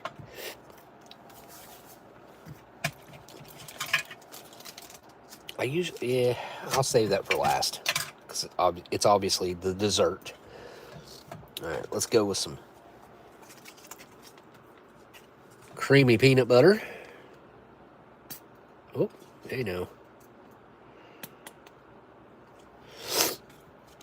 Peanut butter first. Look at that. Again, high quality peanut butter.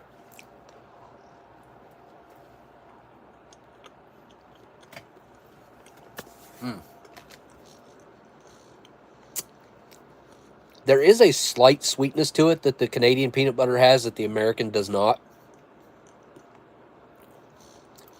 On the bread, it's not even that thirst-provoking.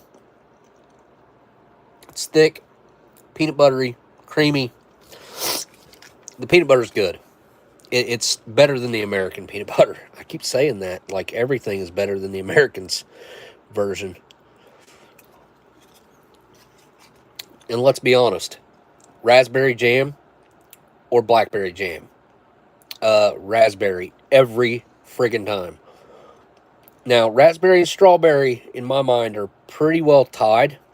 I prefer both of them. I like the raspberry and I like the strawberry about the same. But the raspberry is really good. And it is a nice, high-quality fruit that they're using. It makes my mouth water just thinking about it. And I've already eaten, so.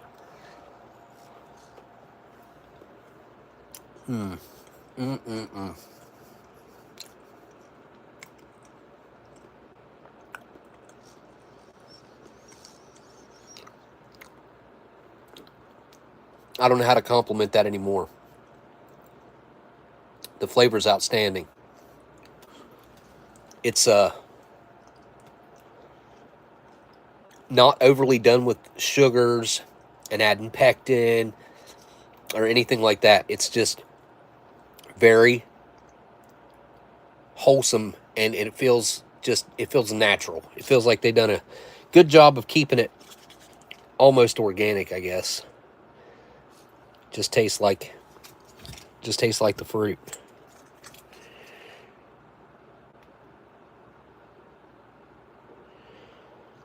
Now, if I'm mixing the peanut butter with a jam or jelly, I prefer grape. I think it's just an American thing, but grape jelly goes with peanut butter. Those two are the best, peanut butter and jelly. I can do the strawberry every once in a while, but this is going to be our raspberry and peanut butter jelly. Well, not jelly.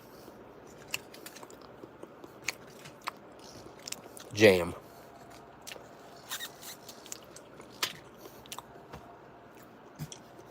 Yeah, I prefer grape. I prefer these on their own versus mixed. It does make an alright peanut butter and jelly, don't get me wrong. But right now, this is not always going to be the case. It's just I guess a in the moment personal preference type thing. The peanut butter tastes better to me on its own, and the jam on its own is just so good that I prefer to eat it standalone.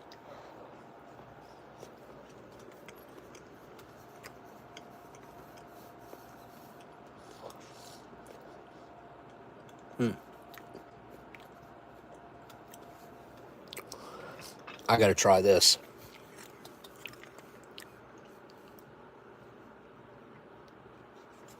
Because the chocolate on these is so good. Let's see what it tastes like with a little peanut butter.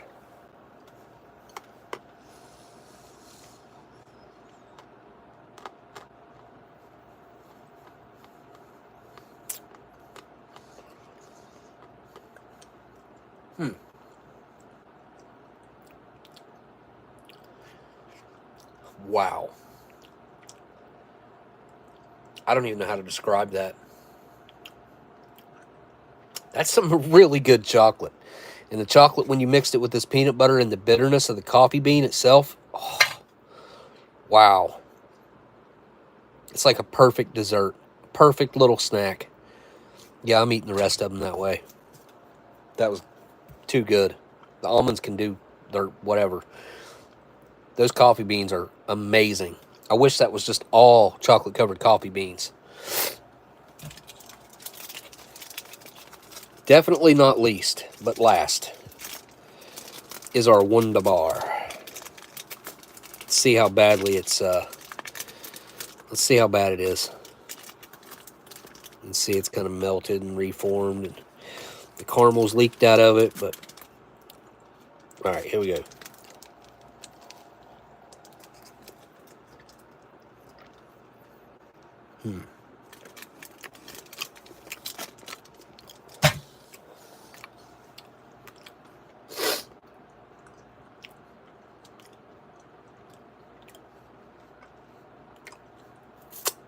the wafer is no longer wafering.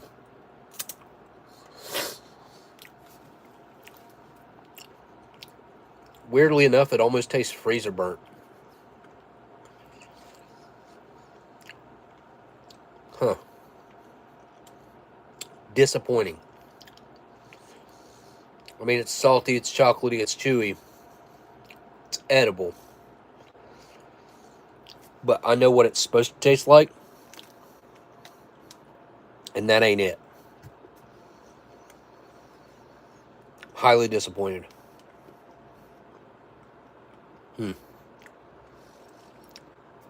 It's got chunks of peanut in there.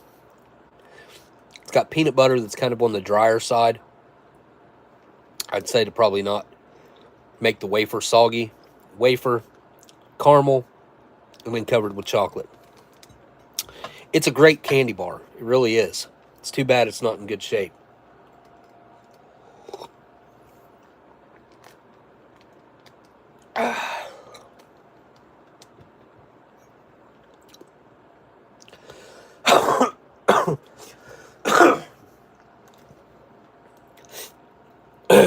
Man, this cold has been kicking my butt.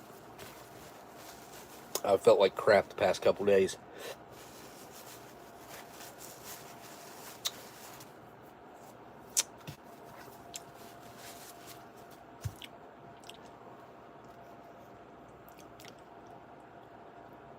Actually, I don't know if K-Man is still in here. K-Man, could you text me back the pictures of the diner and the cafe? That way I'll have them on my other phone.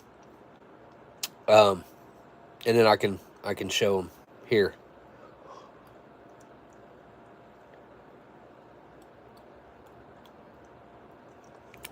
That's the only person I can think of that I sent them to. Send them to him.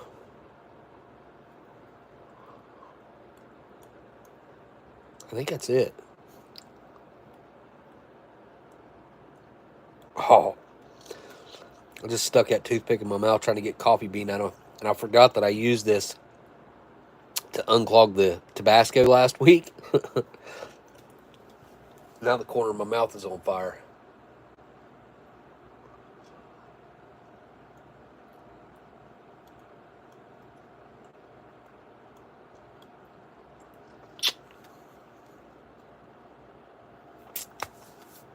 Yeah, Tabasco flavored toothpick. It tastes like Tabasco.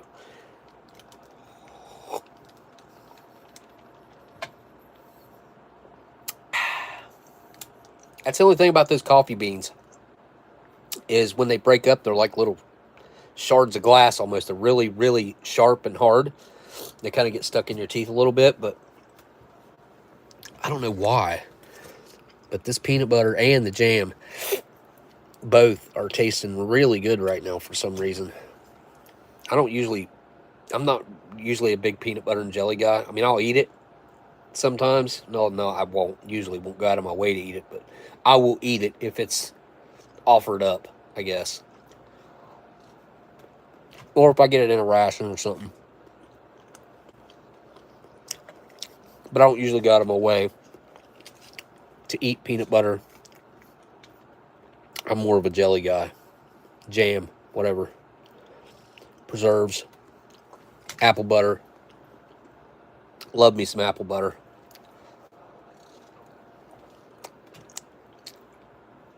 I still got a few jars of apple butter that Miss Renee made years ago. Put up. They should still be good. Here, hang on. Let me text K-Man. Maybe it'll be on here. Since I sent it to him.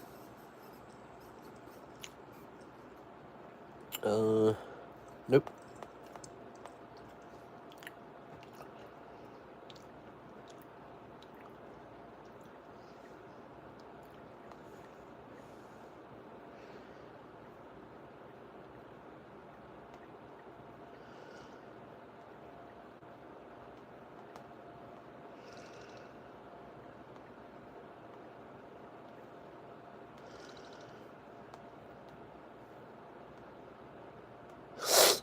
There, he'll probably text them back to me, and I can show you guys.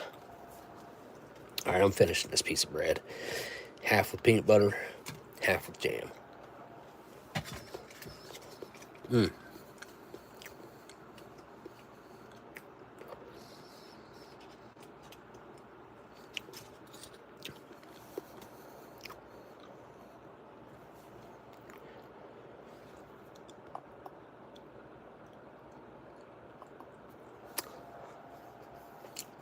Mmm. Mmm. Yeah, that raspberry jam is really good. The apples go okay with this bread too, weirdly enough. Like, you can add a piece of the bread.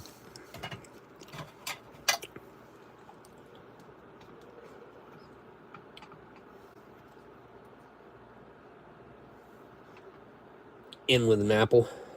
And a little of the liquid.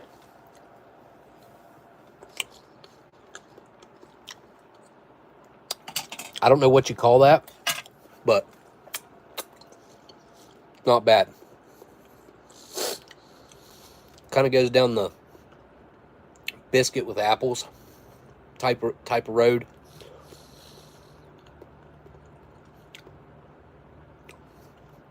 It's the peanut butter and jelly's better. Jam, sorry. I keep calling it jelly.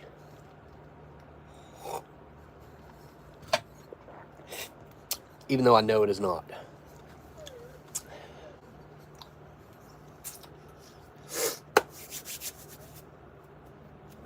All right, hang on a second here.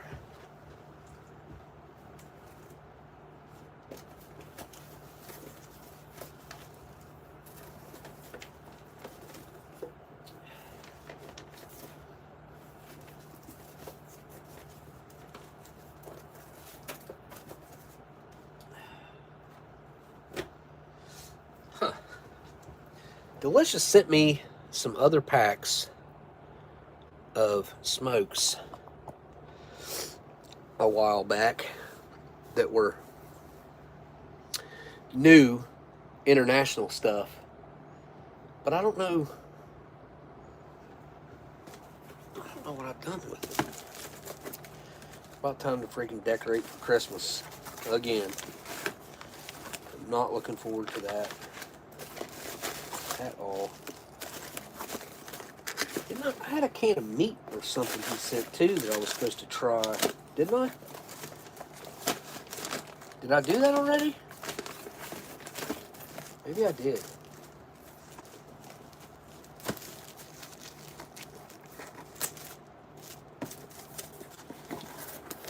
Oh, here we go. Wait, I've already opened these? Pack of Camels. What the? These? I don't even know what these are. They got an M on them. Mockney? M-O-C... M-O-C-N-E. They got these camels. I don't remember opening these. What the heck? Pack of unopened Philip Morris. And a pack of Sabitsky. Pack of Sabitsky. My beard. Huh. Wait, there's another pack.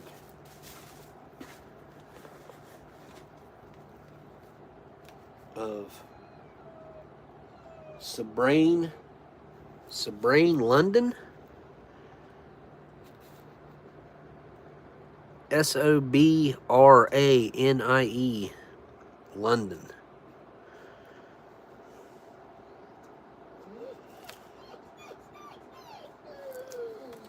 He's got the write-up for him in here.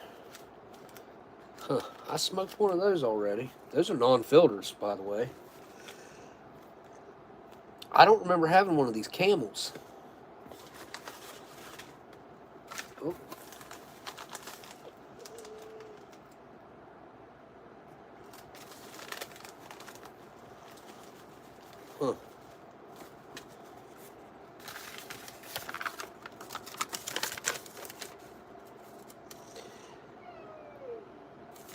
So these are straight up regular camels, regular flavor camels, sold in Poland. I don't know if you guys can see that on the, there you go, on that paper right there. That's kind of cool.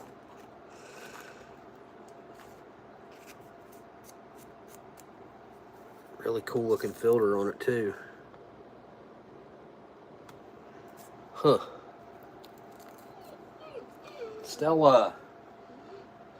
Stop. Camels. I will try one of these tonight. And then we will open, let's read here. Let's find out about the something London. Sabrine London. Okay, Sabrine. Probably a local Georgian brand, but produced by an international company. Okay. And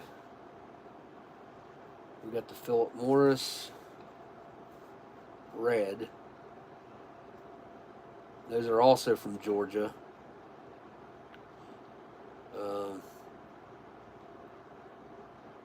Huh. Yeah, he was talking about the picture on there. He said he wonders what that picture means. And then I won't read the rest of what he said. All right, let's get this camel fired up.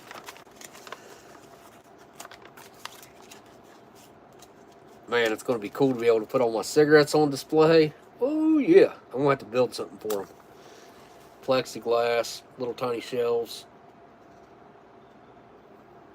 That or I'm going to have to buy some display cases like I got back there to put them on the walls. I'm going to have like a museum, almost. It's going to be cool. Thought about buying like an old motorcycle and putting it in there.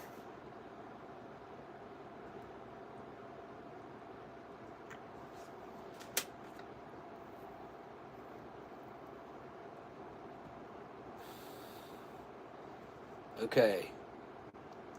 The Mockneys are, he wanted to send me an original Polish brand. He said they've all disappeared from the market, replaced by international brands. Stop. Stop. All right. I'm going to make her go lay down. And you guys can look at the food for a minute. Stella, I'm going to make you get up and go lay down. Come on. Up. Get up.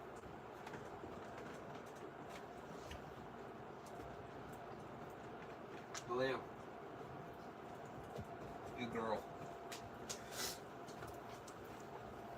That was easy. Almost too easy. Anyway, back to what he was saying about the Mockney. So that's how I'm pronouncing it. It's probably wrong.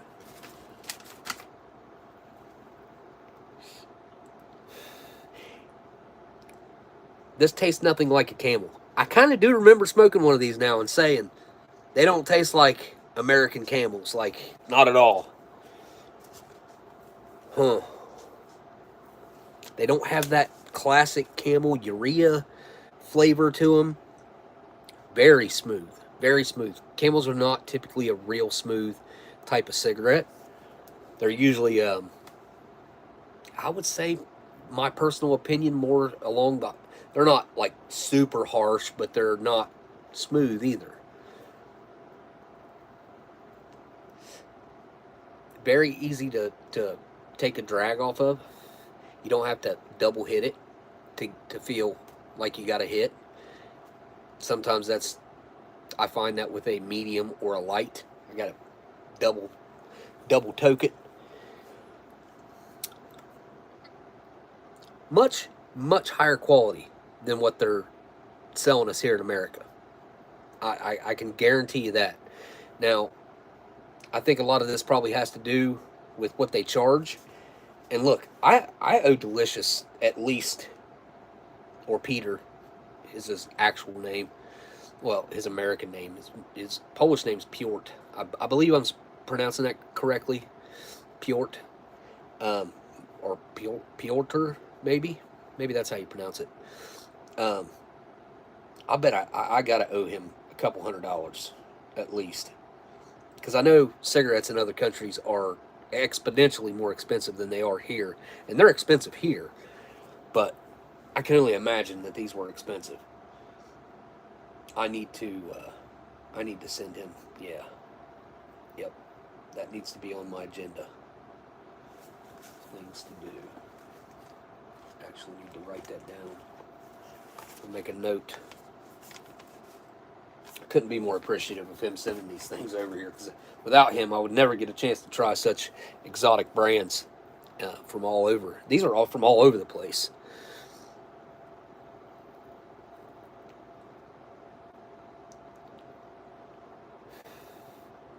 Even when you go back 30, 40, 50 years on the camels, they're not this high quality. They're not this good. You've got to go back to maybe like even Korean War era. You get into like the mid 50s in the camels. They're pretty good, but they're not this good. And this is a filtered. Like, huh, I don't get it. I don't get it. This is, well, it says 1913, like a 1913 blend maybe. Because it's kind of odd to see a date like that on a pack of camels. Unless that's when camels were, the company was introduced, the brand. Huh.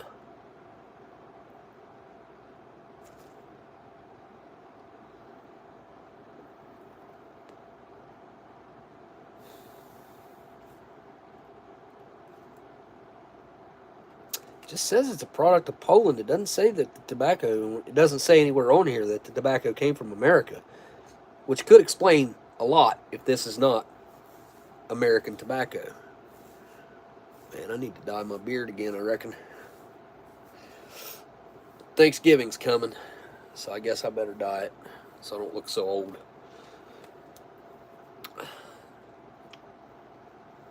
I'm going to cut this beard off one of these days.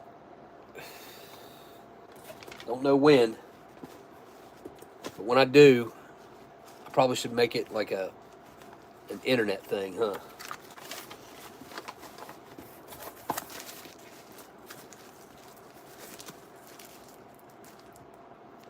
I think I got a little lightheaded from that. I should probably try another one out of here, a different one. Morris.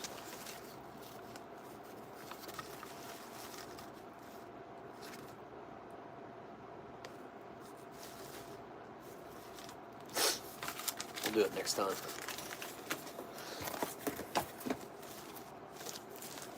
All right, well, I'm glad I found those. Wasn't sure if I'd put them up yet.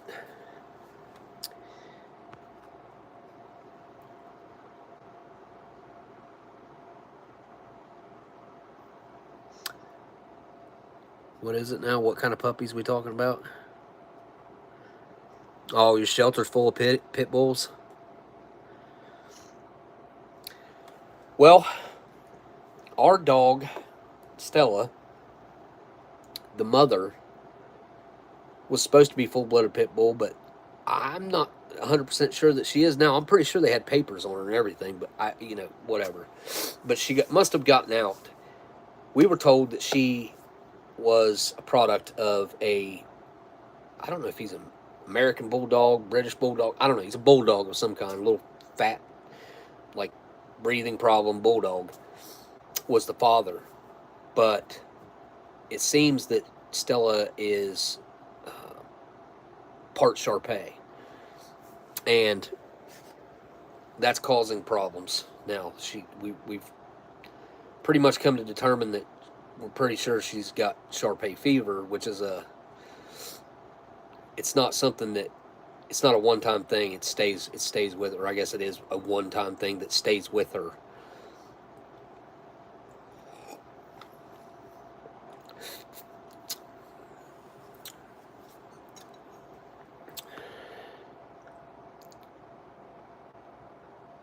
Just send in a DNA sample. Huh. Where do you send that to? Is What's the name of that college?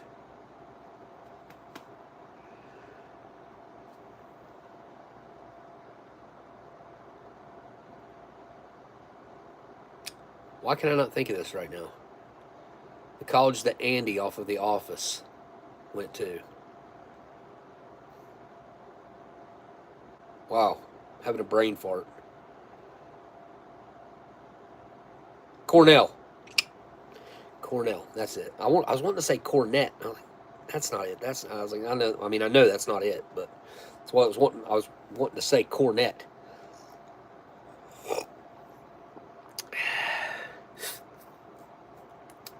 Got to test through the shelter. I wonder where they send it to.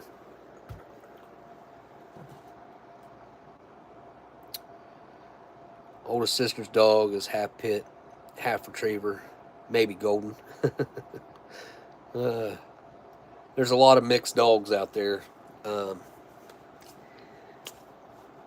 It's, you know, if you look back through like genealogy of dogs in general, you can see how humans have really had a lot of influence on what we have today, size especially.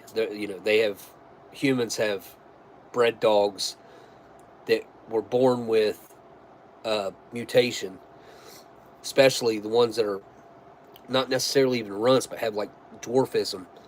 They will breed that into them, and that's how we get these small dogs like toy poodles. What else? A miniature pinscher.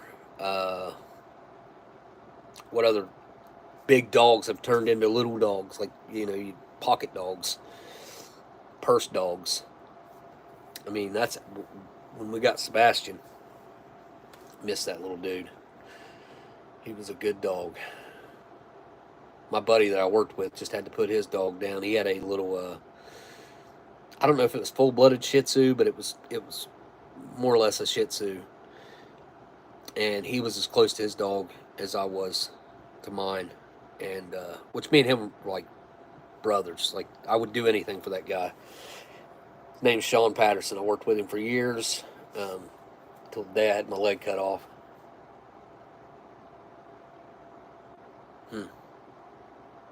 Anyway, yeah, he was just telling me the other day that he had to put his dog down. Miniature Schnauzer. I think there's a lot of miniatures out there. Trying to think of what else there is. I'm surprised they haven't made miniature Great Danes yet. Take the biggest dog. Well, one of the biggest. It's not the biggest, I don't think. Might be. Mastiffs are big. Great Danes are big. What's the Beethoven dogs? What are those? What are those dogs? Wow. Brain fart again. I know what it is. I can't think of it right now. They are... Thank you. St. Bernards. Yes. The ones that used to wear the little whiskey barrels around their necks. They dig out avalanche survivors or people that were in avalanches or something like that. Seems like. Wolfhounds. Wolfhounds are the tallest dog? Okay, wolfhounds are the tallest dogs. Huh. Wolfhounds. Really?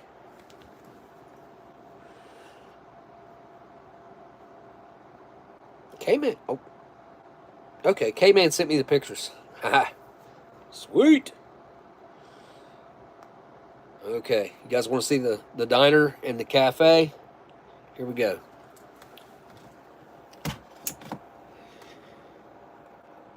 Here's the diner.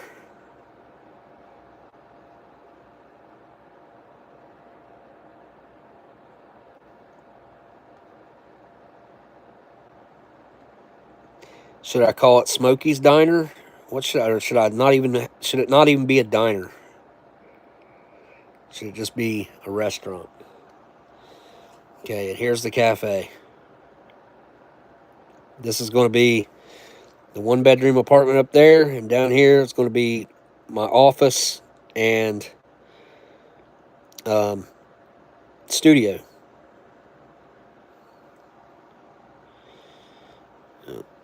It's right on the corner. There's a hardware store over here.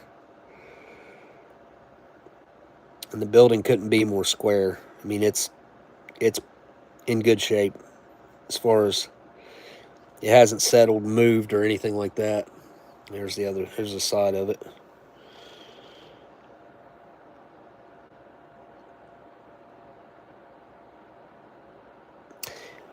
Yeah, so the history on the cafe. I don't know for sure, but I will be finding out what the history was.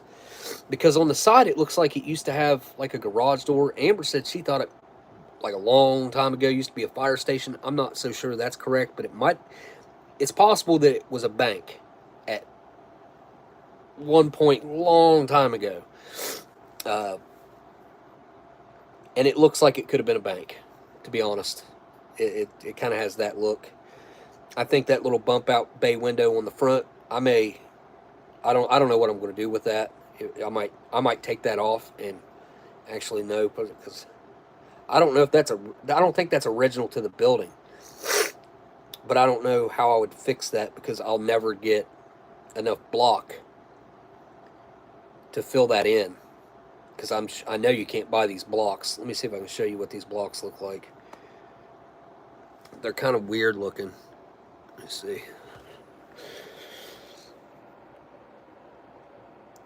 See how they're like weird textured? There's a hole in the block right there for some reason. I don't know what's going on right there. And these are old windows here and here. But on the side, those are new windows. Somebody put new windows in up there. That's still an old...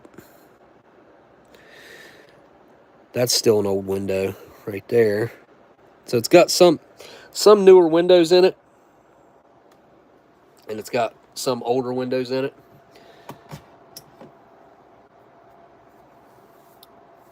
Tim, yeah, I could do that. Probably. There is a pile of block laying there that they took out.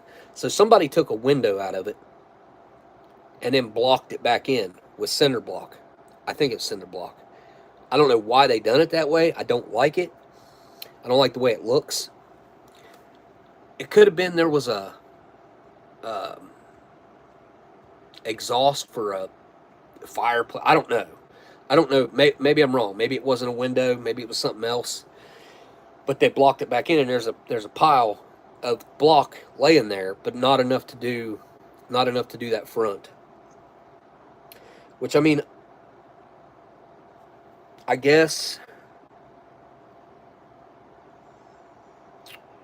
I could just put like a big storefront type window and make it flat instead of having that bay window type thing, because it's rotted out on the bottom where this awning above it's been like draining down right there. There is a gutter on it, but there's been obviously water coming down right there, because right here it's like rotted out right there.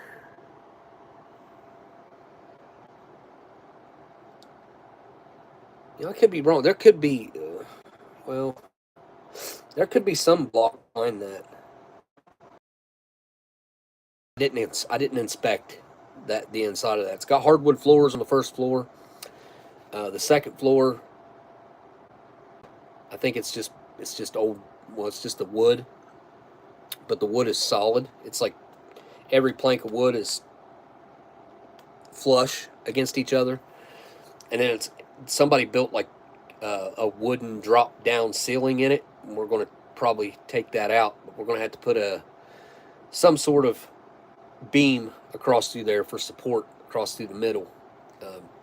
Me and my contractor neighbor down here, Ryan, was talking about how we're going to have to put some sort of support right down the middle right there, and then because right now there's like this little partial wall up there that's got a door on it that I assume is the reason that it was left, is because it's what's supporting that drop down ceiling. But we got to do that, and then we got to take the wiring that is laying on the floor upstairs that they wired the ceiling fans with downstairs, and they drilled holes through the floor. It's kind of weird what the way things that, like, they just didn't care about the upstairs and just planned on not using it, I guess, and set up those ceiling fans. There's ceiling fans that are hanging, and they go all the way up through the floor and mount to the floorboards of upstairs. So that's got to be taken care of, which I'll just I don't know. I'll take all that wiring and run it on the beams downstairs, and then it's got exposed beams that are painted black. It looks good. I actually like it. I probably wouldn't have chose to do that if I was just picking design choices, but since it's already done, I mean, I do like it. And like, the old wiring is still in there. I don't think it's hooked to anything, but it's neat to see, neat to look at, and it's got old industrial vents in there. I don't think they're functional in any way, shape, or form. I don't know if I'll leave those or not. I probably will, though. I'll probably leave. I mean, it looks fine. It's high ceilings down there in the bottom. It's 10-foot ceilings, and I think upstairs we can probably get 9 foot out of the ceilings upstairs. So we'll have high ceilings downstairs and upstairs. But we gotta put a little bit of a drop ceiling in so we can put some insulation upstairs. The restaurant, the entire floor is coming out of there, and I'm redoing the entire floor. There's a wall that separates 2 different dining rooms in the diner right now. That's coming out. It's going to be all open, and we'll have a counter probably running about half of that length. The kitchen will be back behind the counter. The entrance to the kitchen will be back behind the counter. Then there will be a door where you come out of the kitchen on the other side over in the dining area. And I've been trying to figure out, do I want to build benches with seat cushions?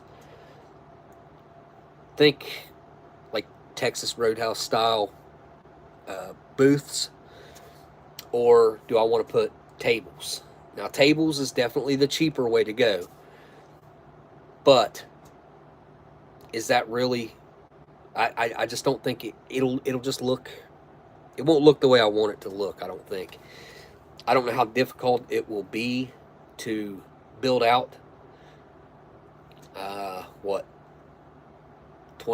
About 20 benches. I don't know what the square footage is on that diner, or what the dining area will be, but it's going to be, you'll walk in and the counter will be straight back from the front door, because that's where it's already at, and the kitchen's back there. And then off to the left, there'll be open dining space, and then all the way over to the left, there will be an office, 2 bathrooms, and then there will be a wall, and behind that wall will be the walk-in, and I may put a pizza oven back in the kitchen. I haven't decided if we want to make pizza or not. I know pizza is one of the more profitable items that you can do, and it kind of opens it up more for a delivery aspect of the restaurant. We are going to deliver, period. We're going to deliver to, I don't know, depends. At least the 3 towns here, if not 5 towns. We might do Mason, Pomeroy, Middleport, Mason, Hartford, and New Haven.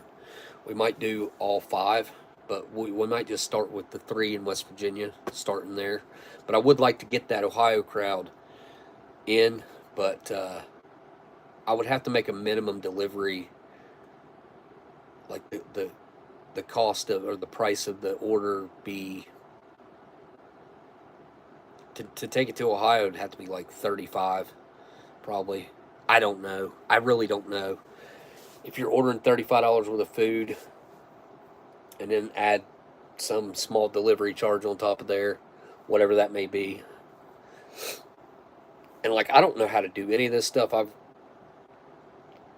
hoping that my family can run that type of stuff, because my son, like I said, he's managed a couple restaurants. We're going to need the point of sale system.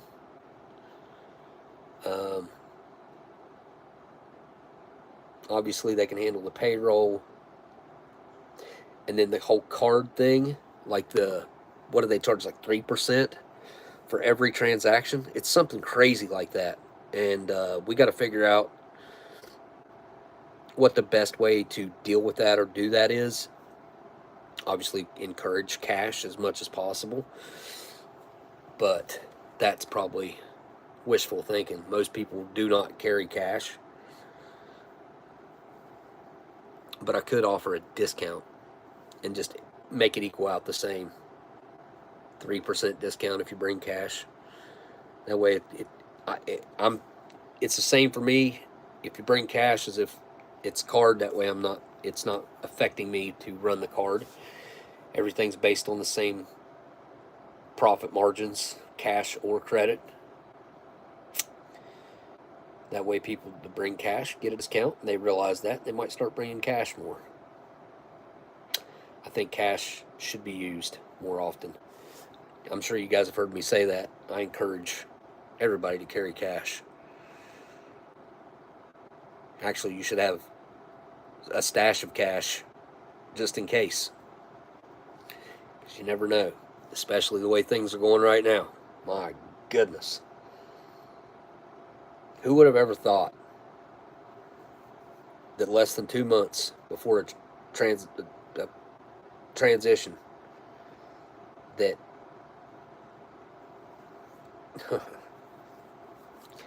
I'm not going to say what I want to say. I'm not going to say what I'm wanting to say, but I swear it's like we got a bunch of clowns running our country right now. I mean, they're not even really, they're just figureheads. I don't think they do or make any meaningful calls or decisions. I just think that they are the figureheads who get the blame for making all those calls and bad decisions. I don't think Biden could fight his way out of a paper bag. I mean, did y'all see him over in the Amazon the other day? He gave a speech, turned around and started walking off into nowhere. Like, not that he hasn't done that 100 times in the past 3.5, 4 years. My last cash dash went to the hotel room I had to get in early April. What happened in April? I don't remember.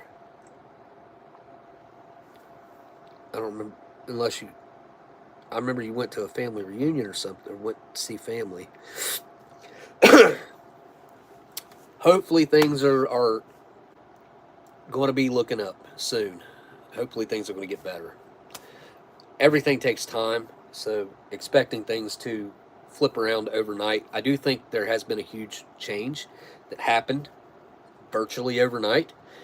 I think things are, I think everyone's outlook, not everyone, but most people's outlook has gotten a lot brighter. But the real changes that are going to need to happen, that are hopefully are going to happen, are going to take time. They're going to take years, not 4 years. Like, we're in such a hole, such a deep, dark hole, that it's going to take decades to actually get us out of the hole that we're in.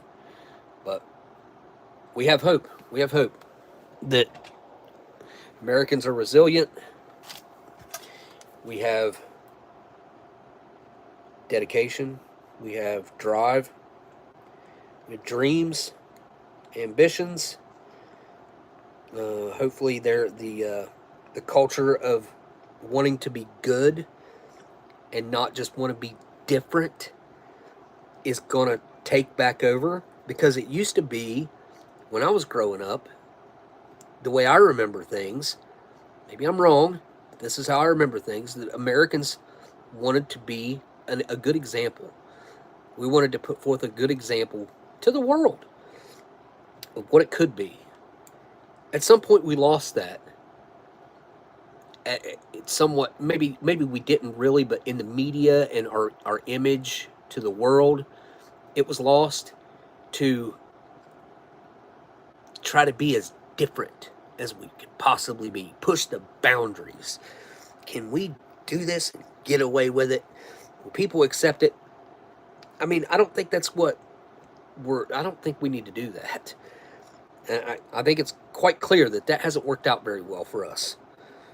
Not that I was ever on board for that myself, a lot of people were not, but a lot of people also guilty of just saying, I'm not against people doing what they want to do, but it's not even that. It's the way that the media has ran with it and turned us into looking like a bunch of clowns. America looks like a big clown college.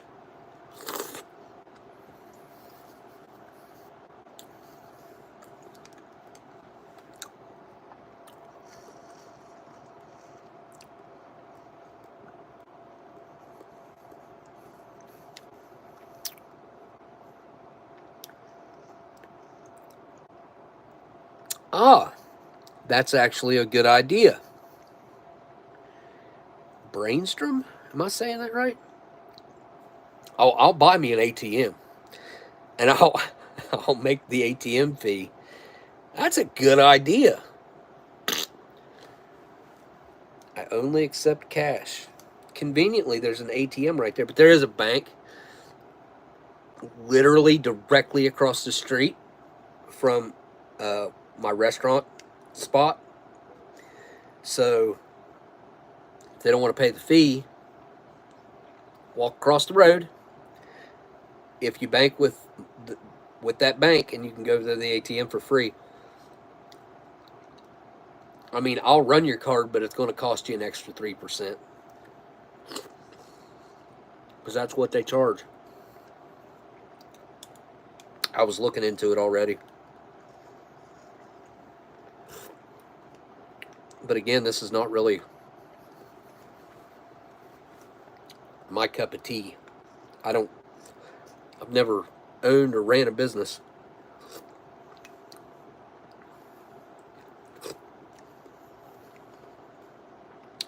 I mean, I guess technically I have. Technically.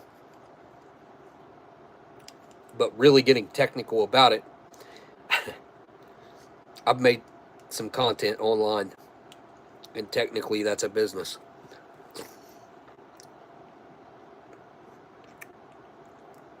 Technically I'm a business owner / entrepreneur, but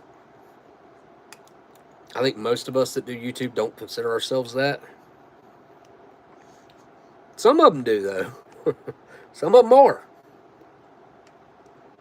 I'll give some of them credit. Some of them are. But just because the government considers me to be so doesn't mean that I am.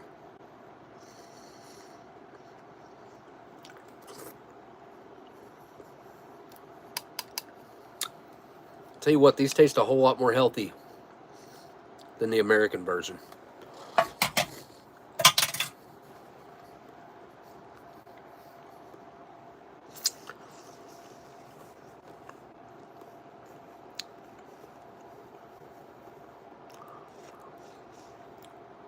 Yes, everybody has come way too dependent on cards. And cards are not real money.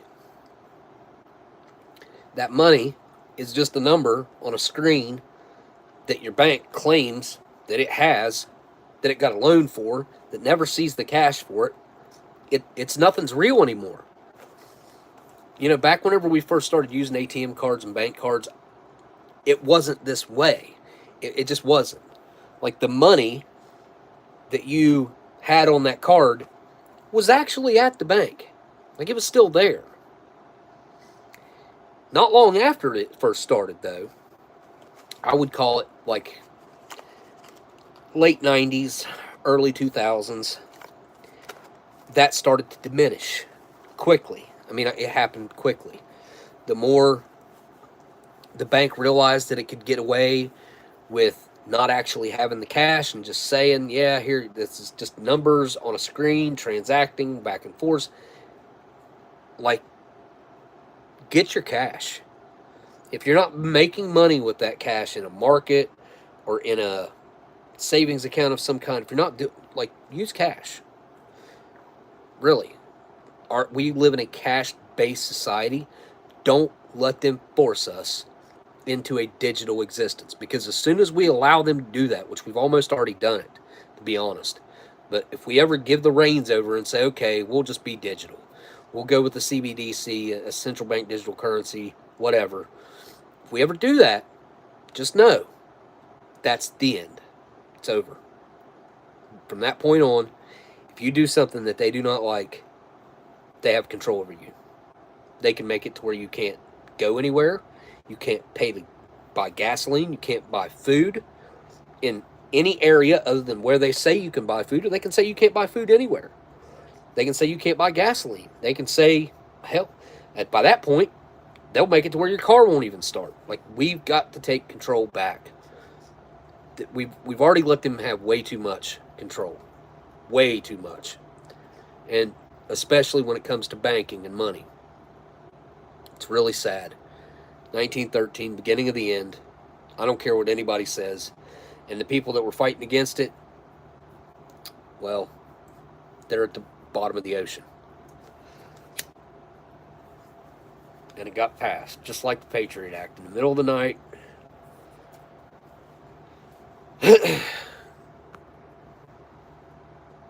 Yep. Oh, I know. I had it happen to me, too. I mean, I've had it happen to me. Back in, like, what year was it? Probably, like, 2010, 2011. Might have been, like, 2009. But my little sister was up here staying. I don't know if I was in this house or not. I think I was. Well, I might have been over there in the trailer. I don't remember. Anyways, I had like $7,500 in the bank. And at the time, for me, that was a lot of money. And I went to go get me and her breakfast. Well, maybe the whole family, probably the whole family, but I think she was with me.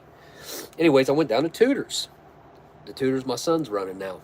I went to Tudor's, I ordered breakfast, and I gave him my card. They ran my card and it didn't go through. It's like, I know I got plenty of money in there. I just checked it like yesterday, day before. Run it again. Ran it again, declined. I thought, well, this is some bull crap. I think luckily I had enough cash in my pocket to pay for everything. Went over to the bank, stuck it in there, had 1 penny. The IRS had went into my bank account and taken all but 1 penny. They left a penny in my bank account. I don't know if there's some sort of law where they can't take it to zero. Why they left a penny? Maybe they accidentally left a penny. It was insane. Called them. That was on a Saturday or a Sunday. I think it was a Sunday. I called them the next day, I think it was. Or maybe it was 2 days later on Monday. Called them and I was like, you guys realize you took every bit of my money and I can't survive, right? Like, that's what you guys have done. And they were like, well, we can give you some money back to survival. What do you need? I said, well, started listing electric, water, insurance, rent, everything. And it was like $2,700 that I could come up with of a list. Food, got 2 kids, got to feed them, everything. And it was like, and like I said, this was back in like, could have been 2007, 2008, 2009, somewhere along in there, maybe 2010. So they was like, okay, cool, we'll send you $2,700 of your money back. I'm like, what? So anyway, ended up going back and forth with them and done all the paperwork that they forced me to do. And when it was all said and done, they ended up having to pay me like $13,000. After they had robbed my bank account, they had to give me that money back too. But they owed me more than that. Anyway, yeah, ended up, they owed me a lot of money. But yet they could rob my bank account. And now we got thanks to Biden, we got 87,000 brand new IRS agents. Half of them have got a firearm on their hip, and they got no business having a firearm on their hip. Smash the like button, everybody. Hey, what's up, Greg? What up, Greg? Fridays. What's up, Craig? But yeah, I got screwed. At that point, I don't know that I'd ever felt so defeated, and the anxiety level that I had immediately after realizing that somebody had robbed my entire bank account, that the government had robbed my entire bank account. It was a bad feeling. Bad feeling. It is Saturday, ain't it? Am I wrong? Yeah, it's Saturday. Anyway, let's see. I should be able to hopefully be closed, have the whole real estate transaction closed and deeds probably within 3 weeks, I hope. So I'm hoping by like the second week of December, first or second week of December, we can start creating the studio. And I'm planning on making content out of the restaurant build, having a studio. I would like to set up a podcast type setup area where we can actually sit down and do podcasts with guests. I think that'd be really cool. If anybody comes in town to stay or whatever, we can have an actual sit down interview if they want, or if they're willing. It'll be cool. It'll be cool. Yeah. Interview some other West Virginians maybe.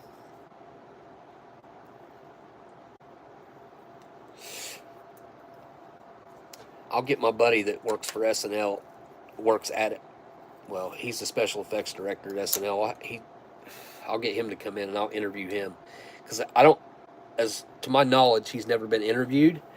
And this man has worked with every big name celebrity that you could probably think of. I mean, clear back to the Adam Sandler Farley days. He's been there 29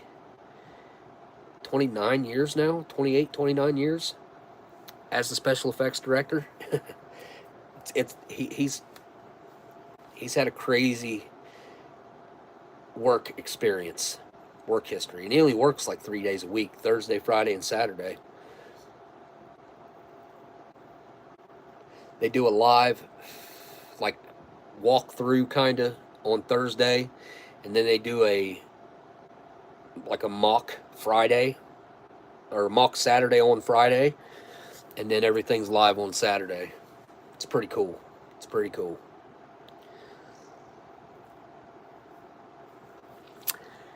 Yeah. It just happened. It just happened. I'd been interested in that restaurant for a long time, and then it just all of a sudden came up.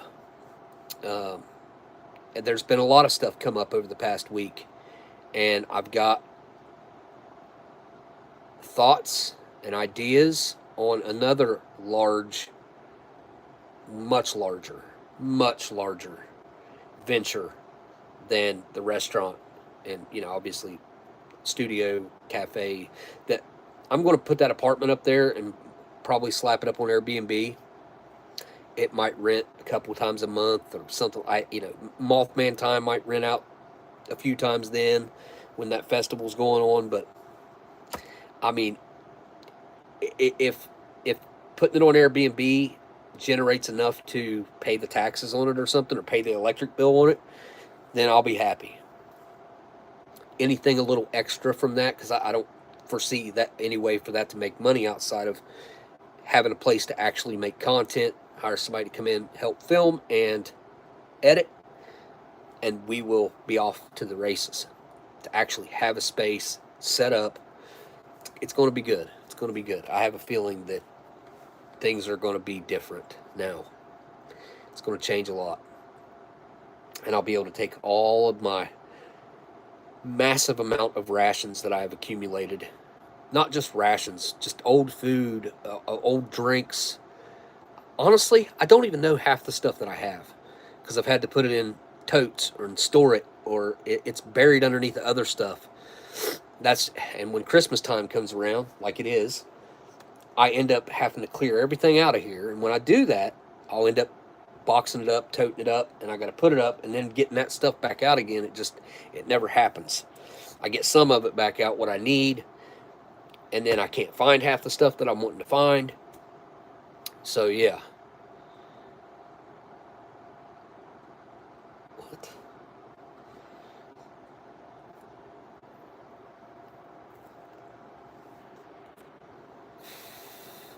Cliff, yeah, I mean it is. It's a lot of work moving stuff around like that, and I mean I've been doing it for years. It's not that I mind doing it or anything.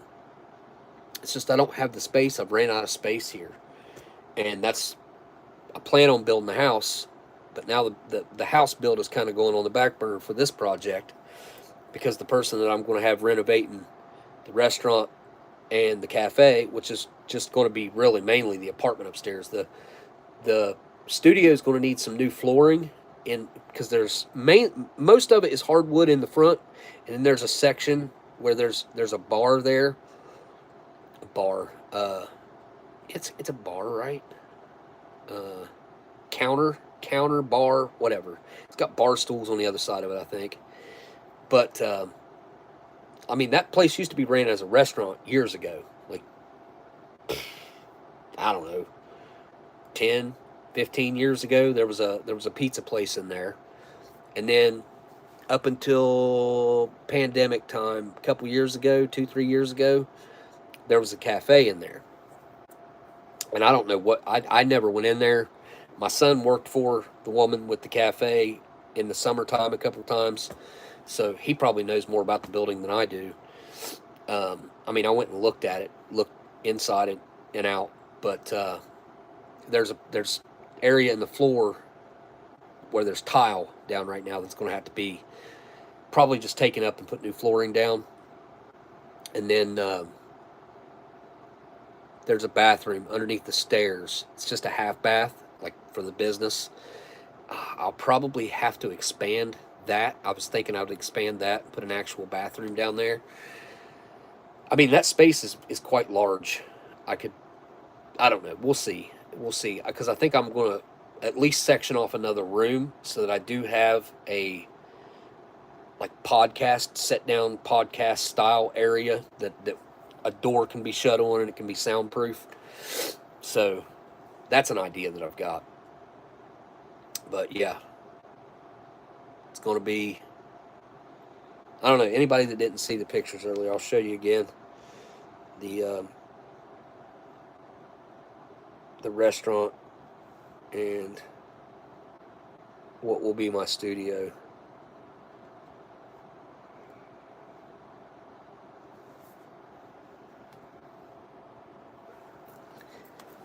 But yeah, I do plan on making some. That's the restaurant.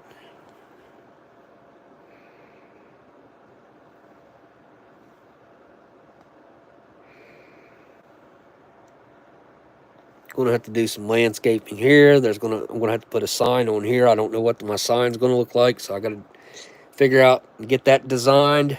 I would like to maybe keep this area right here and do like holiday windows, Halloween, Thanksgiving, Veterans Day, you name it. Like do a themed window display area right here. Expand this porch, like make it level with this one. Just make it come all the way across and be an actual porch that you can stand under, have a couple benches under, something like that. Probably won't change out these windows or anything. They're in okay shape, but the entire floor in there's got to come out. That wall's got to come out. We're going to redo the kitchen. It's sitting on a concrete floor right now, so I don't know what I'll do in there. Maybe put some linoleum down or something. I'm not real sure. Whatever would be best for the kitchen. This house right here that's next to it is empty.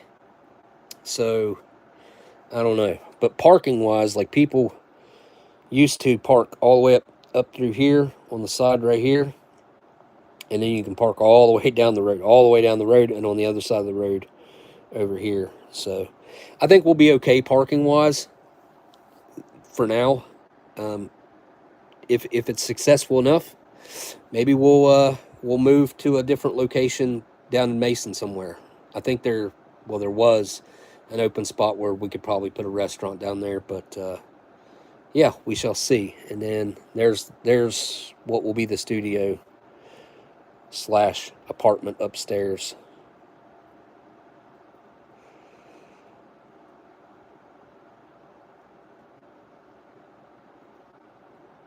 See, there used to be a door right here, like a garage door or something. I may take this out and put a garage door back in there and put a ramp right here where you can actually pull stuff in there. Motorcycle, car, whatever. I don't know if that's big enough for a car or not, but it's already framed out with a header on it up there, so can definitely put a garage door in there. But yeah, I need to come up with the idea, figure out what kind of restaurant it's going to be. Got to come up with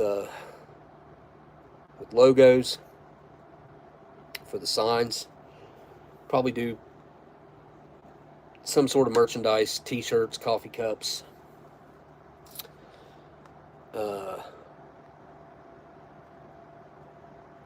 And then on the restaurant, on this part of the front of the building up here, I'm probably going to put like Smokey's Diner. I think that's probably what it's going to be, Smokey's Diner. That's probably going to be it.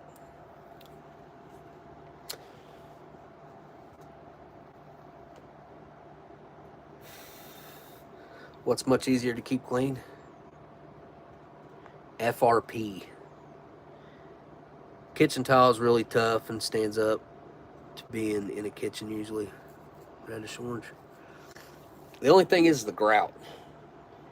You know, which I don't plan on. Look, okay, here's another thing that I've decided. We're not using seed oils.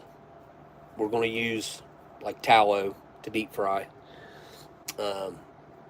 I probably won't do any fish because then that's just a whole other thing, and the smell, and it just I probably won't go into that area. I don't like fish anyway. So whatever we deep fry, whether it be French fries, I plan on. I'd like to hand cut those, just hand make the French fries. Do maybe tater tots, maybe. I'm a fan of tater tots, but we're not going to do crappy oils. We're going to try to locally source the beef and hopefully the chicken, pork. Now there's been people try to do like the barbecue type style, and the only one that I know that around here that has successfully pulled off a barbecue style restaurant is there was one in Huntington. When I was in the hospital in Huntington, I think that was the first time I ever had it. Or no, I'd had it right before then, and I think the name of it is just barbecue. Like that's the name of the restaurant, if I'm not mistaken. They do like just barbecue style foods: pulled pork, ribs, brisket, that type of food, and they do French fries, corn dogs. Little bite-sized corn dogs that are, and little bite-sized hush puppies that are, but their prices were so amazing. I don't know how they were doing it. Like, you'd get a whole, when I was in the hospital, this was back in 2016, and it was like from 2014, probably the first time I've been there, 15, somewhere along in the 14, 15, 16 was the first time I had it, because I think they'd not been open very long after, like before I got hurt.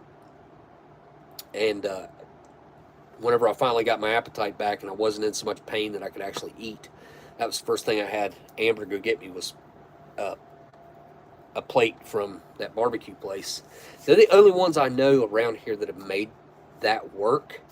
It takes so long to cook the food. You've got to have a real good idea of what you're going to be able to sell like volume-wise. Because if not, then you're going to end up with leftovers, or you're going to end up leaving a bunch of money on the table because more people want food and you don't have it to sell them. So I think the route that I want to go is made to order. I don't want stuff that's like already prepped and you microwave it. I don't want any of that going on. Whatever we make, I want it to be made fresh, and outside of a couple things, biscuits and gravy. Yeah, Amber already said that she wants that on the menu. So we'll do breakfast, we'll do lunch, we'll probably diner style. That's what fits the area the best. If we needed, or if I thought we could go some sort of ethnic route, I could easily start a pizza joint and probably make that be successful. I don't think I would. That's where the largest profit margins are, from what I understand. Cost versus what you charge, and delivery fees and stuff like that you can get. But I never envisioned myself having a pizza joint. I like pizza. Sometimes I'm kind of burnt out on pizza personally. And the only pizza joint that's over here in West Virginia is Geno's. But you drive right across the river, which is an extra minute drive, and in another minute there's Pizza Hut, there's Domino's, there's Fox's Pizza. I think that's it. I think that's the three that are over there. Yeah. See, our McDonald's in Pomeroy was the last McDonald's. Maybe the only one ever. I don't know. But I know that we were the last McDonald's serving pizza from McDonald's. And it wasn't, I didn't know this. I thought it was a frozen pizza that they took out of the freezer and just heated up. No, they actually made those pizzas. And they were good. They were actually pretty decent. They were $5 for a large pizza. Like, probably a 14-inch, I'd say. Pretty good size, like a good sized pizza. Enough to feed 3 people. And they were $5. And there were people that were driving all the way from Canada. I was over there one time. There were people from Canada that were doing the filming, social media stuff. This was probably back around 20... again, it might have been around 2015, 16, maybe 17, maybe 18. I'm not real sure. Let's see, 18 would have been 6 years ago. It's been a while ago. But it was, I'm sure that if you Google it, you will see, or YouTube it, you'll see videos of our McDonald's over there. And our McDonald's was one of, if not the best McDonald's in Ohio. It was way up in the rankings on being the best in the area.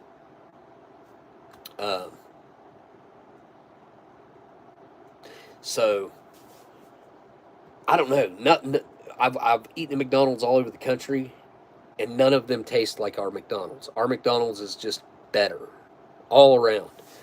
I don't know if maybe they use a different oil or something. I know they're not supposed to, but I don't know if maybe that's it. Because I know for a long time McDonald's used tallow until something happened, and they started using freaking seed oils. But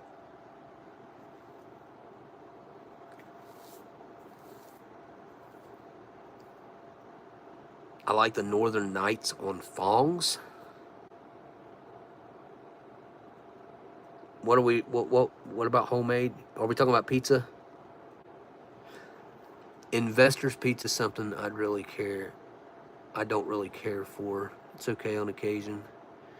Just don't like all the grease that comes with it. Yeah, so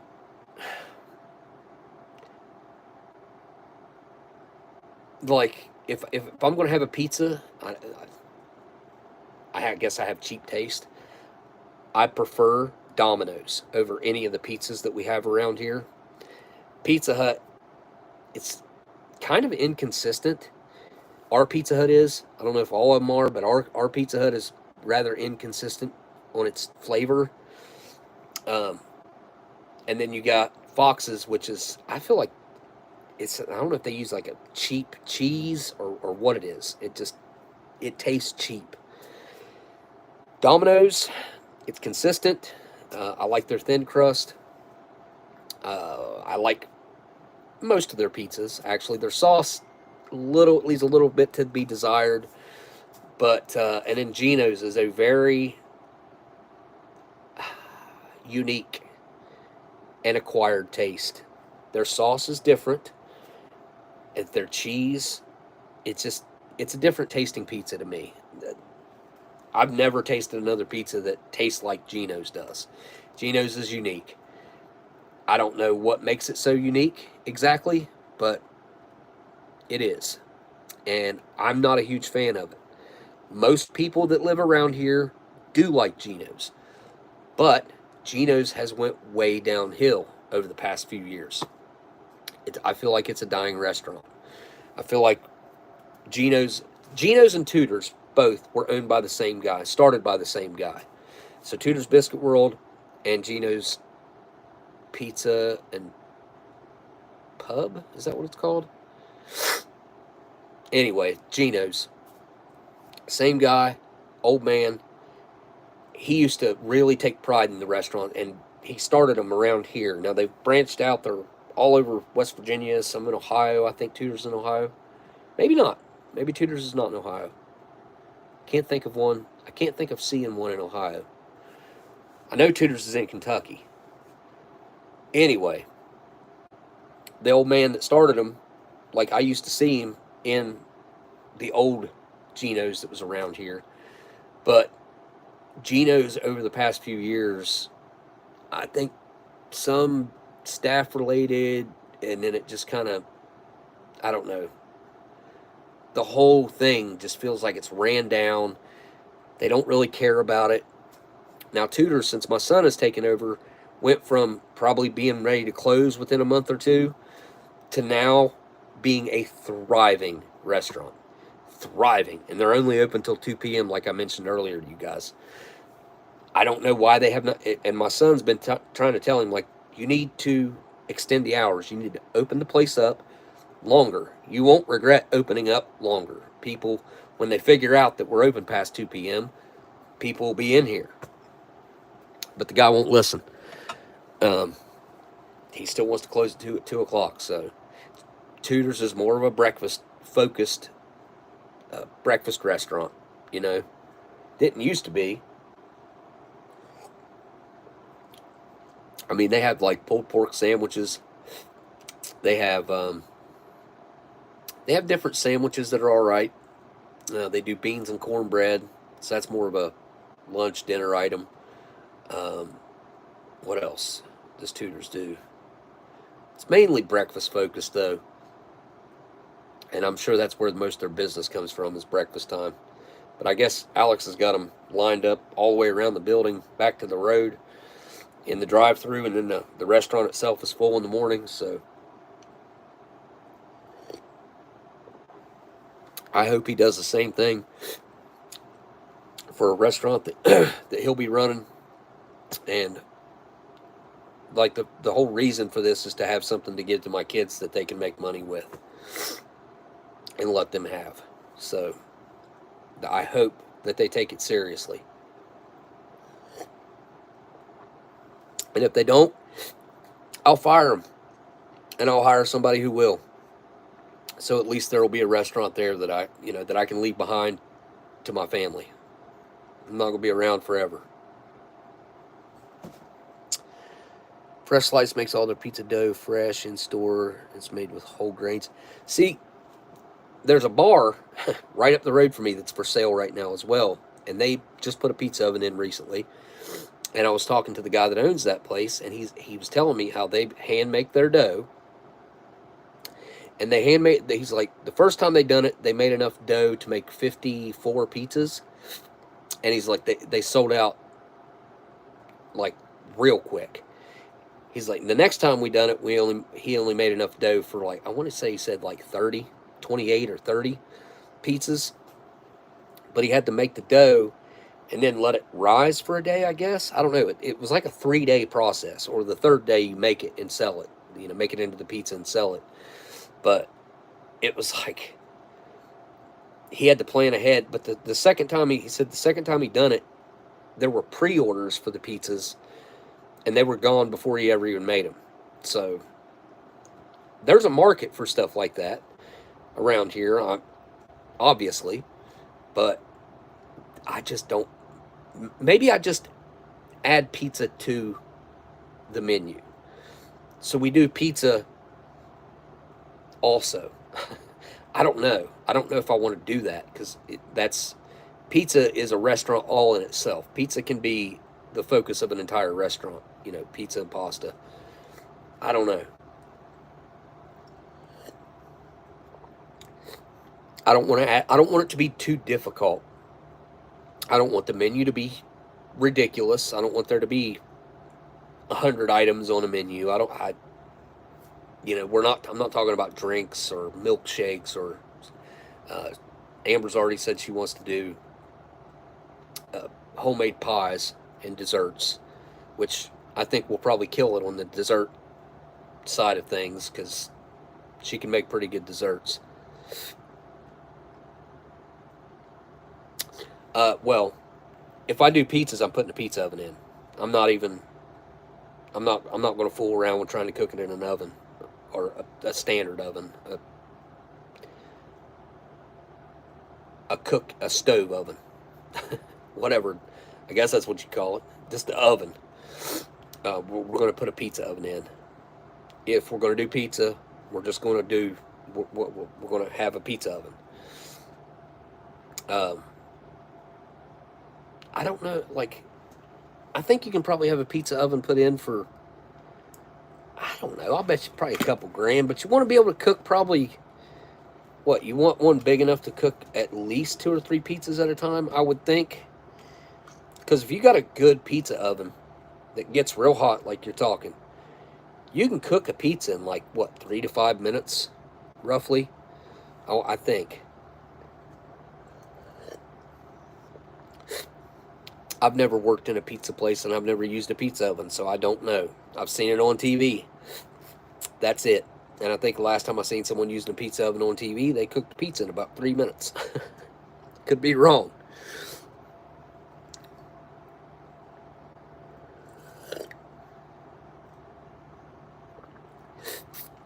Fancy pizza. No. If I was going to do pizza, it would be standard. Pepperoni, meat lovers, probably banana peppers, your standard toppings. But if you're going to do pizza, number one, you got to have a good sauce. Actually, number one, you got to have a good dough. Number two, you got to have a good sauce. Number three, you got to use a decent quality cheese. If you do those 3 things, and obviously your toppings need to be decent. So if you do those 4 things, you can make a good pizza. It's not that hard. It's not that hard. Perfecting your dough and making it unique to your pizza will be the reason that people come back. And also having a good sauce. Not overpowering, not spicy, because a lot of people just don't like spice. They can't handle spice. I feel like probably 50 to 70% of people, 5 to 7 out of 10 people are going to say, I don't like anything. If it's going to be hot, I won't want to eat it. So, yeah, you don't want it to be sweet either. You want to use tomatoes or a tomato sauce that is going to have natural sweetness of the tomatoes. Kind of like the sauce that was in this ravioli. Like, the balance of the acidity, the slight natural vegetable sweetness that it has, or I guess technically, is tomato a fruit? It is, isn't it? Is tomato a fruit? I don't know. Anyway, yeah, tomatoes can have like that. It's not like a sweetness, like a candy bar sweetness or a sugar sweetness, but it's a natural vegetable, fruit sweetness.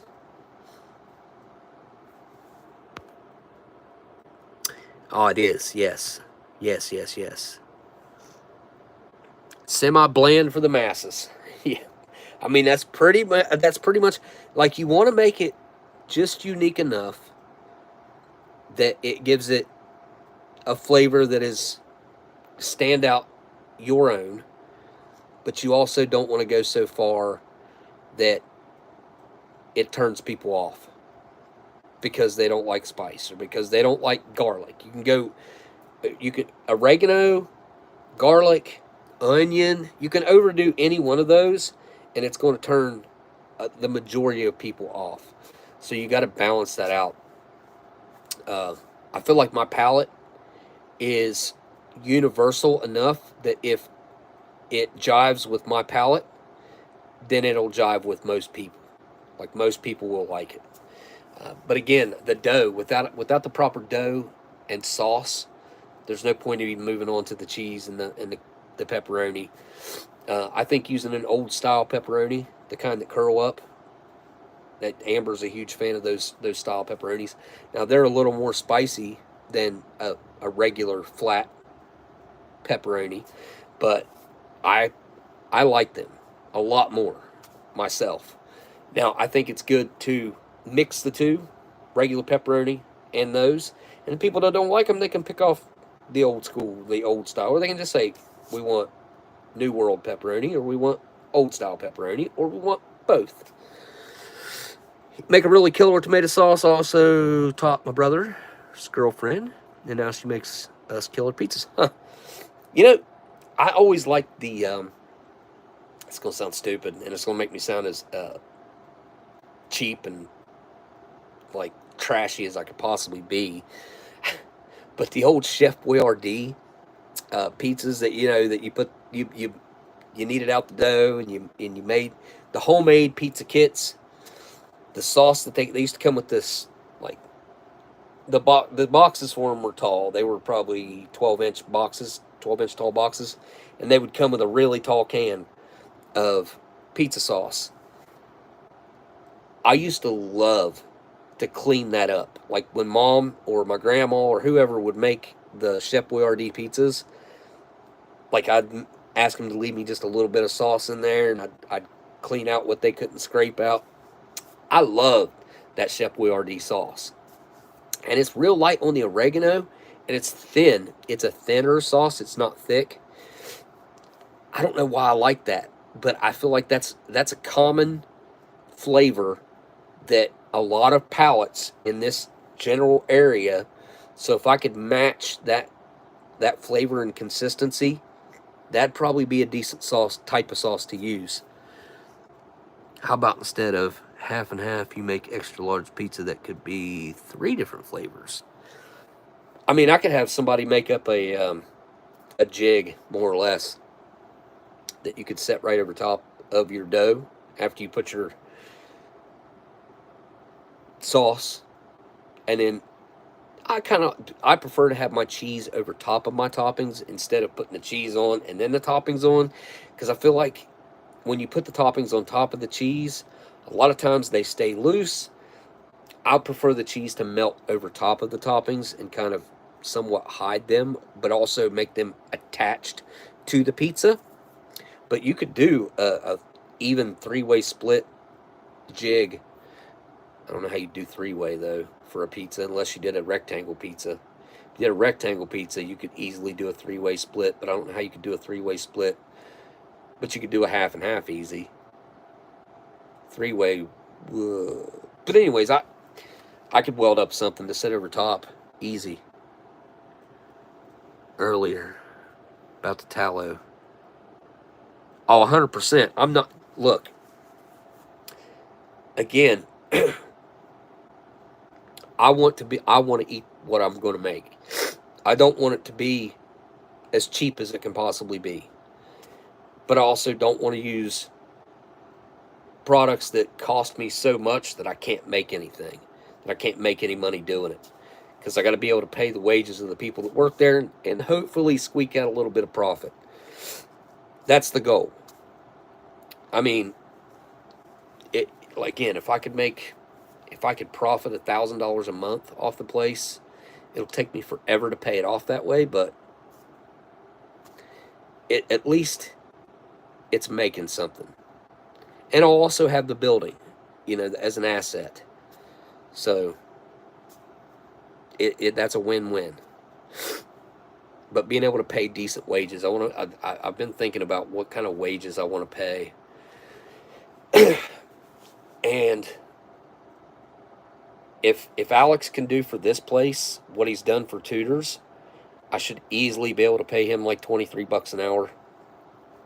There's no reason why I shouldn't be able to. But that'll depend on overtime, because I like paying him $23 an hour. I wouldn't be able to pay him much of an overtime wage, just because then we'd be at 23 half be 11.50, be what, at 34.50 an hour. Yeah, that'd probably eat the profits away pretty quick. But I would like to pay him like 23 an hour if he can. Like I said, if he can generate the kind of business in this place that he's generating for tutors, I mean, paying him that won't be a problem. And then I would like to pay workers underneath him, starting out at least 15, and then go up from there depending on their performance. So, yeah. Typically a 10% profit margin. Well, that would put me at doing $10,000 worth of business a month. If I'm not doing $10,000 worth of business a month, I mean, and you're talking 10% of that being profit, so the rest of it going to food cost, wages, cost for electric, credit card fees. I'm probably going to throw an ATM in there and give people the option to use the ATM to get cash.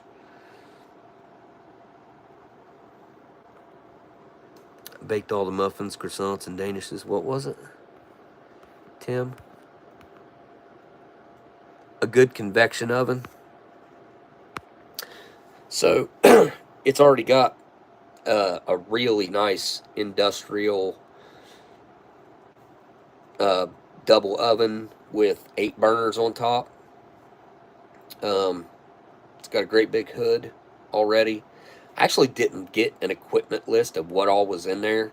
It's got a triple malt machine, old school malt machine, where you can make 3 milkshakes at one time. I'm just going to call them milkshakes. I don't know how much I want to focus on the dessert, but I'm a dessert guy. I like the sweet stuff.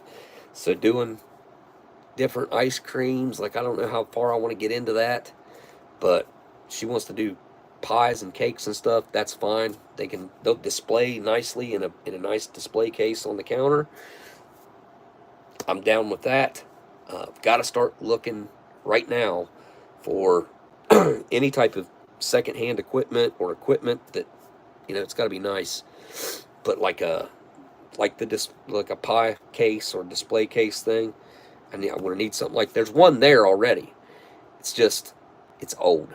I don't know if we want to use it. There might be a way to bring it back. It's just like the thing where the light's at the top's old, kind of yellowed, and that plastic's yellowed.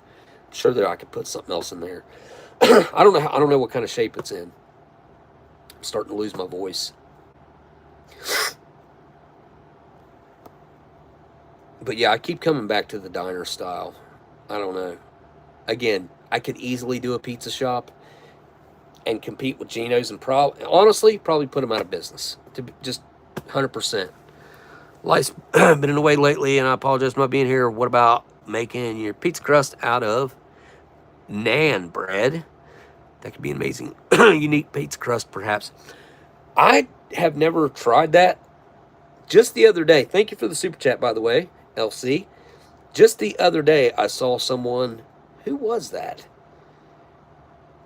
It was some old guy, and I think it was on a YouTube video. But he was going around the grocery store, and he bought some naan, and he bought some pizza sauce, and he bought some other stuff, and he's like, I'm going to make homemade pizzas with these. And then when he got to his car, he took it out and he took a bite of one of the pieces of naan. I didn't get his reaction from that, but like I don't know how that would be. It'd be easy, be quick, it'd be easy. But yeah, Cliff, I agree. Sourdough crust is probably going to be the home run, the best. That will be what I believe would keep people coming back. It's going to have that unique flavor. You know, I guess you got to think far enough ahead, or have a good idea how many pizzas you're going to be able to sell to know how much dough that you're going to need to make. I don't know. Yeah, there's a lot of prep to that. There's a lot of work that you got to put in. But then again, I've got enough space up there that I can have a nice prep room where you could go in, prep your dough, and we could run a heater in there, you know, because it's got to be warm considerably. The warmer, the better, to let that dough rise. And we could probably get that dough to rise 20, you know, less than 24 hours, probably 12 hours, I would say. I don't know. I am not an expert when it comes to bread and dough. Amber is more of the yeast dough. She loves yeast rolls, and she makes them. So we're not having Thanksgiving dinner this year. So I won't see you guys till after Thanksgiving. I keep forgetting that we're that close to the holidays. I don't know, man. It don't feel like Thanksgiving. It don't feel like holiday season coming up. I don't know. It just doesn't feel right to me. But my mom's not cooking dinner this year. And it's the first time ever. Unfortunately, I'm not going to have the restaurant up and running. And I'm not going to have the studio / office space area ready. But next year, we will have Thanksgiving and Christmas dinner at my restaurant. That'll be cool. I'll be able to invite the whole family. I don't know. I'd probably like to feed people. If my restaurant does well after I open it up, because I plan on having it opened up by spring, right around springtime. If my restaurant does well, next year I will feed people that need fed on Thanksgiving and on Christmas. Got to be gluten-free. I won't touch anything with gluten. Gluten-free is the new Atkins. It's all over Facebook. I love gluten-free.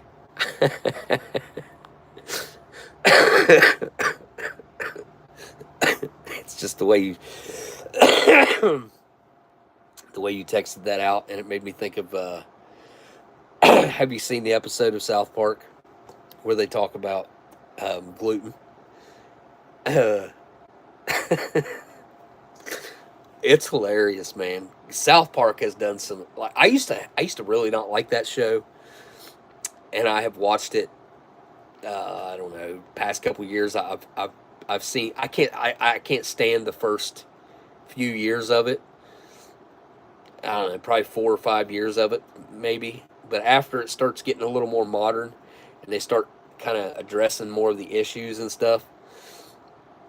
I think gluten-free is an episode that they done, and if you guys know what they said gluten done to you in that episode, it's freaking hilarious. And the scientist is in there saying, he's like, "Oh, that's just a myth. Gluten doesn't do that to you." And Randy stands up and he goes, "Oh yeah? Well then, eat that gluten." And he's got it in a little, like, it looks like a ketchup cup, you know, those little clear. He's like, eat that gluten. He's like, "Sir, I can assure you that it's just a myth." He's like, "Well, then eat it then." And he eats it, and then what he said was a myth happens to him. It's freaking hilarious. It's funny. So I need to offer gluten-free items. I don't know, man. That sounds like I'm getting a little technical. Maybe not. Maybe it's easier than what I think it is. Depends, because I can tell you right now, the people that live here, we live in a food desert. Most people around here, even if they wanted to be healthy, health food focused type of people, the only way you can do that here is to order your food. Consider making a dairy-free pizza with vegan. Yeah, oh yeah, yeah, vegan. Yeah, absolutely. I don't even know if I'm going to do pizza though. Like that's just a possibility, because that's going to involve putting in a, I don't know, $3,000 or $4,000 pizza oven. I think that pizza oven will probably pay for itself quite quickly. So maybe pizza is something I should do, but again, I've got to have that dough up and ready. I just don't want pizza to be the focus of the restaurant. I don't think that that's. Although I will tell you guys this. So, the person that restaurant used to belong to, um, like I said, their daughter, something awful happened to their daughter, and that's why it's named Bell's Diner, or it was named Bell's Diner. Um, I was talking to him a few years ago, about the restaurant. I was talking to him, saying, "Man, I'd like to get that building." He's like, "Oh man, we just sold it not that long ago. His wife sold it." And anyway, he goes, "Well, I'm going to deliver also to the plants and stuff around here." He's like, "You got to deliver to the plants." And there used to be 2 power plants right here. One of them they just tore down, which was so stupid because of Obama. It was the most efficient coal burning power plant in the United States.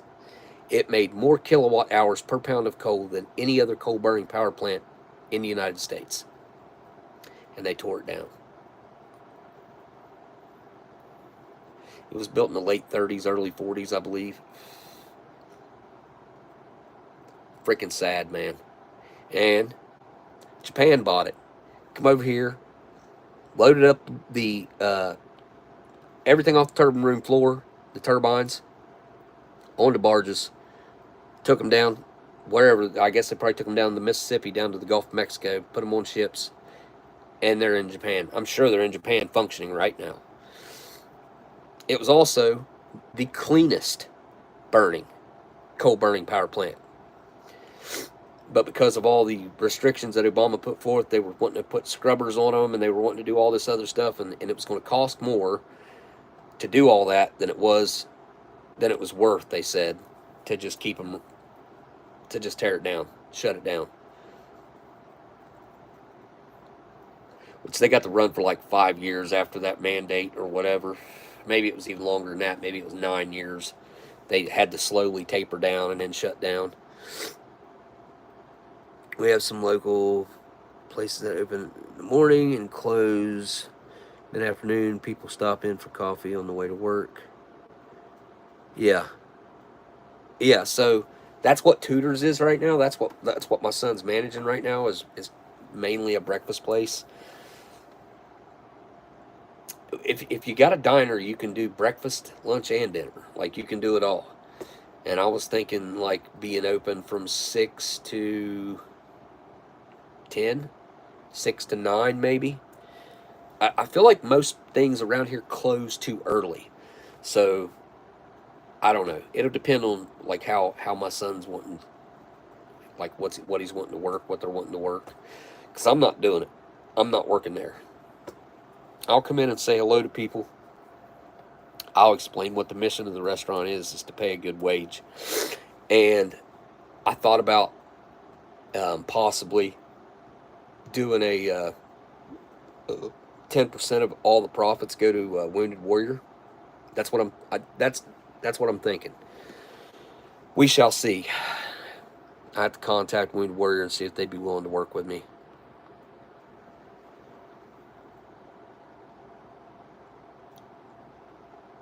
So Amber just says the diner, yeah, is the way to go. Which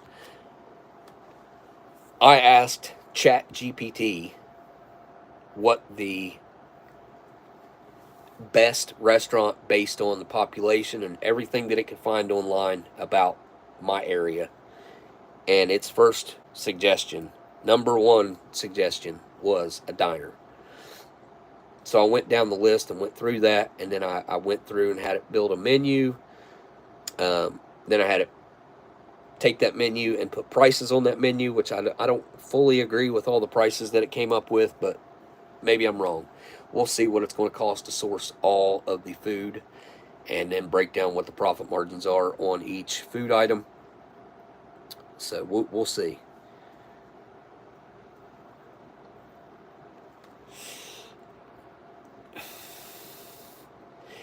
So that's what I'm hoping that my son brings from tutors. I think a lot of the people that he has brought into tutors because of the way he's running the place will follow him up here.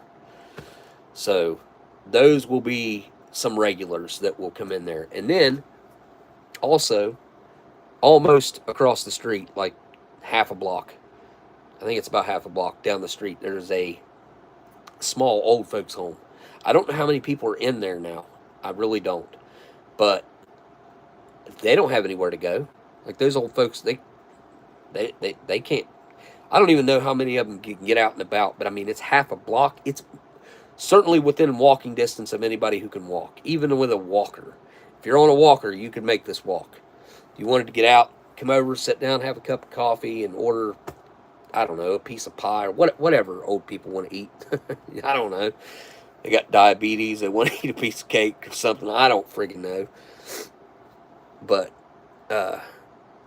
that also is something that has entered my mind, and I thought about the old folks that are half a block away. Again, I don't know how many people are in there, because it's not like you see them outside ever. It's just, I don't know. It's kind of weird, to be honest. Maybe it's more or less like apartments. I really don't know. Do they have nurses in there? I don't know. I know it's an old folks home, but it ain't like a hospital old folks home. You get what I'm saying? It's more like it's not like I don't know, like a retirement place, but not. But it is. I don't know. I know it's for old people. That's about it. That's about all I know about it. Maybe assisted type living, maybe. I don't know. Again, I don't know who. I don't know of anybody that works in there that assists them. So, I don't know. But between that, the steel mill up there, they probably got, I don't know, probably, let's just say they got 100 employees that work at the steel mill, maybe more. The parking lot's pretty full, so I'd say at least 100. So we deliver to the steel mill, and we deliver to the power plant right here. Power plant, outage time, you're going like 1,000 people that are going to be hungry.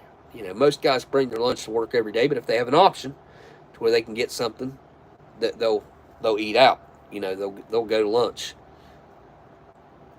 if they can. A lot of times you can't, but that's where delivery comes in. Thought about getting a Tesla for the delivery too. That way I don't have fuel cost, and I can just put electric charger right there. And that also, anybody who happens to have an electric car, Tesla, can charge their car there if we're not using it. It's just a thought I had. I don't know. That's probably what I'm going to do though.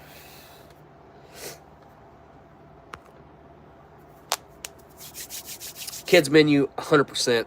Yep, that's it's going to be your standard macaroni and cheese, hot dog, chicken strips. Got to have chicken strips. Grilled cheese probably. Chicken nuggets maybe. French fries. Yeah. But again, if I locally source my beef and everything that I can. Vegetables. I feel like not only am I doing something good for my area, but it's also healthy. There's also going to be, it's not going to be like completely, you don't even know what's in it. Like, let's be honest, the fast food that a lot of us eat on a regular basis, it's questionable at best. At best. Like, McDonald's used to pretty much know what it was.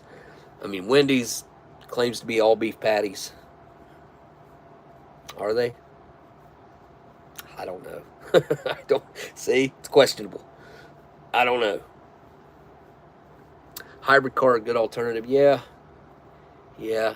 But man, like electric. That way, I've got zero gasoline bill. And if I thought about just buying an old. Well, no, because I'd still be paying the electric if I'm charging it myself.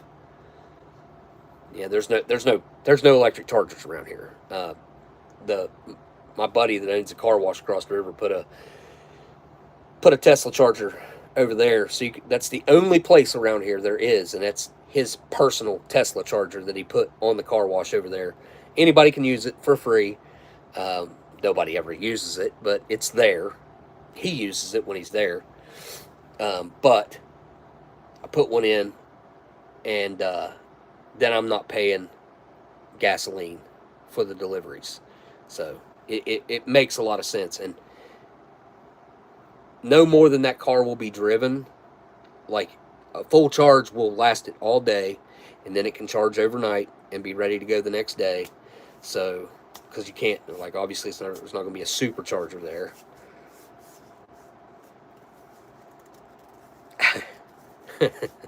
Well, don't tempt me. Yeah, don't tempt me. Because, yeah, if it wasn't for the speeding tickets that would come along with that, which, I mean, let's be honest, Teslas, they ain't nothing to sneeze at. Tesla's honestly the baddest vehicle I've ever driven. If you have not driven a Tesla, I highly encourage you to take the time to go to a Tesla dealer and test drive one. I don't care if it's the low base Model 3, the most basic Tesla made. You will be impressed. And I mean very impressed. Now, they're all in test drive mode. They don't go above 85 miles an hour. I found that out when I test drove the Model S. I test drove a Tesla, a Plaid. It's a 2022, I think. They'd never had a Model S in to allow test drives. I was the first person to ever test drive a Model S Plaid Model S period at the Tesla dealer in Cincinnati. And holy cow, that thing was insane. Man, I want one. They're just so expensive. Model S's are so expensive.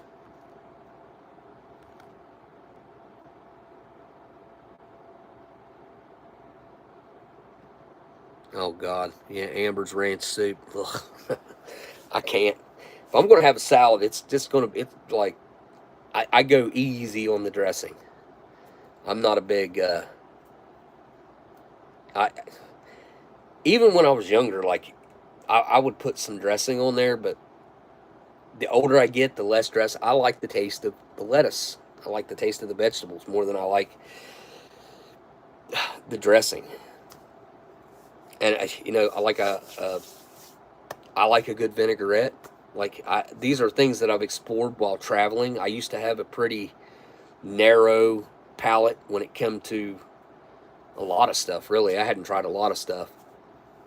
And I've tried to expand my palate as much as I can. I'll try anything once, just about. I mean, I guess I do have my limits on when it comes to, like, raw foods, or I don't want anything to do with snails. They tried to get me to eat escargot with the TV show, and I told them, I ain't doing it. That's one thing that's one thing I don't want to eat. I'm not going to eat it. It was out of a can. It was old. I feel like there's danger there. There's red flags going off in my head that just, no, no. I don't know if that made the TV show or not. I don't remember half of what I seen. I would like to have something to do history-wise with the theme, and maybe, I don't know, have the TV show playing on a TV screen or something in there. I think I want to put a few TV screens around and have, like, I don't know if you guys have seen those framed, like picture framed TVs. I think that's what I want them to look like. Maybe build them into the wall, because I can do that. I'll probably fully drywall that in, though, so that way, if I ever want to remove them, it's not going to be just a hole in the wall. There will at least be a drywalled out cutout there. You could put shelves in there or something, to where it's not just, when you take it out, it's open, exposed boards or whatever that the TV was covering up.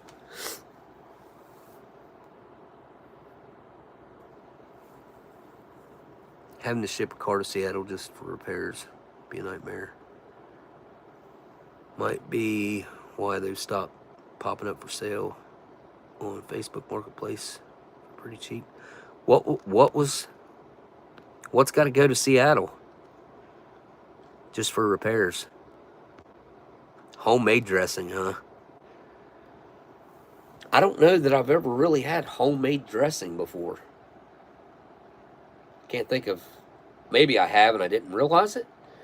That's possible at family reunions or something like that, but can't say as I've ever had homemade dressing. All Teslas? Huh. Yeah, but see, that's the thing. Like West Virginia, you buy a Tesla here, they charge you yearly for owning a Tesla. It's $200 a year that they charge you, because you're not buying gasoline. They ain't making that gas tax off of you. So they charge you $200 a year. Look it up. I don't think I know we're not the only state doing it, but I don't know what other states do it. But I know West Virginia's one of them. We are a fossil fuel state. And I've been hearing all this crap about how they're gonna bring back the small towns that made America so great are going to be coming back. And look, they start reopening coal mines and stuff, like, I'll believe it when I see it. I worked at this power plant right up to, like, you can see it. If I walk out on my front porch, you can see it. Most of you guys have seen it. I've showed you in live streams, whatever. We've been outside. I worked at that power plant up there for years. While I was working up there, we were getting barges of coal from China. You heard me. We were getting barges of coal right here in West Virginia, shipped all the way over here from China. Let that sink in. Let me tell you another reason why that is so, just other than the fact that we're here in West Virginia and this is coal country. There's a coal mine directly across the street. Directly across the street from that power plant. That power plant owns. The power plant owns the coal mine that's across the street. They're not allowed to mine that coal. Yeah. That's how crazy the world that we're living in right now is. Nothing makes sense. Nothing has made sense for years now. You can all go back to 2008 and all of this weirdness has been happening ever since then. Plain and simple. There was a shift. Deliberate. And I do believe it was to ruin this country. And it's been quite successful. Common sense was thrown out the window. Common sense is mining the coal that's across the street, burning the coal plant that's across the street. That's common sense, right? Nope. They're shipping coal in from China. I saw shipping orders on some of this stuff. That stuff traveled all the way around the world to get burned in West Virginia when there was coal. Still is. Tons of it. Tons. Tons and tons and tons and tons and tons. There's enough coal in this area right here that just in coal mines that we know that were shut down for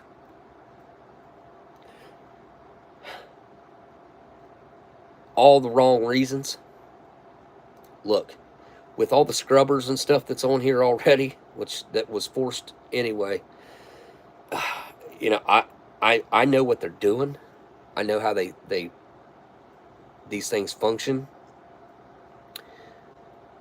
The amount of difference that it makes having those scrubbers on there versus having nothing on there to that one plant makes virtually no difference. In the grand scheme of things, when you mandate it against every plant, makes a difference. America is one of the cleanest. Now, I'm not going to say from trash, because we all have a trash problem. Humans have a trash problem. We all need to figure out a much better method of dealing with our trash, producing trash. Plastics is a horrible, horrible, horrible, way worse problem than fossil fuels and carbon. Plastics is our problem. And it seems to never get talked about hardly. There's very few people that bring up plastic as being the main environmental problem. As far as environmental problems go, outside of the fact that a lot of our insect population is just gone. I talked about this last week. Where's the grasshoppers at? Americans my age, or so let's say 30, 35 and older, when we were kids and we were outside, like, there were grasshoppers everywhere. They're all gone. I saw one grasshopper this summer. It was a big one. And I was like, I don't remember the last time I saw a grasshopper. What happened? What happened to all the grasshoppers? There's way less crickets, too. There's crickets, but there's way less. How hard would it be to repopulate the grasshoppers and crickets? They grow quick. They reproduce quick. Let's reintroduce grasshoppers and crickets and all the little insect wildlife that used to be. It's all these chemicals and pesticides that they've been spreading all over the United States. I don't care what anybody says. The chemtrails need to stop. Call me a conspiracy theorist. It's not. I'm not. I'm not a conspiracy theorist. To me, it's a visual fact. That's not a condensation trail behind that airplane. Condensation trails disappear very quickly. That's condensation. I've watched this ever since I was a little kid. When I was a little kid, clouds didn't hang in the air all day. And then they were sometimes still there the next day. Like, the air is so stagnant up there, not moving, that those things will hang there all day. And then sometimes through the night and still be there the next day. That's not normal. That's man-made. Well, not only that, like, what they're dropping out of there. My gosh. That's a problem. That's affecting the insect. That's affecting us. That's affecting our health. It's affecting all the little. Think about the micro or the macro environment for that insect. I mean, its lungs are that big. Our lungs are this big. Each lung. Their lungs are that big. Each one. They can't take it. We can take it, but it's still killing us. We can take it for more years, but it's still killing us. Denmark, yeah. Denmark's also tiny. So you got to also take scale into consideration, which, yeah, Denmark is like the size of West Virginia. It's like the size of one state.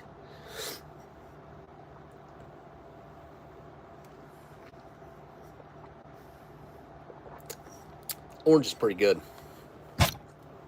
It's got a little bit of a metallic taste to it, but it's pretty good. All right, I've been on here long enough, ranting and raving. You guys think about this for a week, and I will be back next week, and we will discuss more restaurant ideas. I'm open to hearing anything.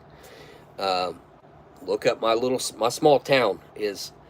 I saw a 1,800 number, that there was 1,800 people in New Haven. I do not think so. I think it's more like 800. And then you got Hartford. If it's 800 up here, it's like 400 down there, 500 down there. Mason might be 1,000, maybe. So just a few thousand people in these three little towns. Not very many people. Grand scheme of things, and we're talking, some of those are kids, babies. Yeah, they eat, but they can't go out and buy food. So boil it down, man. Like the possible people. It's look. I'm not looking to like this place ain't gonna be the next McDonald's franchise, but if it does well, and there's a demand, which I think it's gonna do well. I just got to get the design right. I got to get the decor right, and we got to have good food, decent prices. Try to locally source everything I can, and we shall see how that turns out. You guys will be along with the journey, on the journey with me, and be able to take suggestions. If you guys see something I'm doing wrong, then yeah. You got a New Haven and Hartford down there, just like us. Is there one in, wait, you're in Alaska, right? Where are you at? But yeah, it goes Mason, Hartford, New Haven. I'm in New Haven, then there's Hartford, and then there's Mason. I grew up in Clifton, which is kind of like part of Mason, and kind of not. It's just right outside the town limits. I don't know, city limits, town limits. Oh, Massachusetts, Connecticut. Okay. I'd hate for us to follow the European model. We're shutting our borders down. Yes. Well, I think it's quite important to shut our borders down if we want to continue being America. If we want to continue having an American culture, an American way of life. If we don't, within 50, 70 years of the same of what we've had over the past 3 or 4 years, there will be no more America. American culture won't exist. American way of life, the American belief system, I think we've tried to live our, well, common sense and morals is really, I feel like, what the typical American people have tried to live like. Now, when you go step over into the government side of things, they tried to be America's police and rule, or the world's police and rule things. There's been a lot of shady crap going on. And the older I get with the access to the internet and being able to look at things from other areas and other people's way of life, being able to look at it from their perspective, we've been wrong a lot. I think the last right thing that we done, to be quite honest, was World War II. I think stepping in World War II was certainly necessary.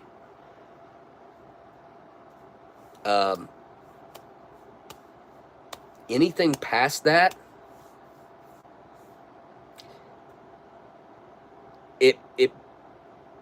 the further you go, the more questionable it is.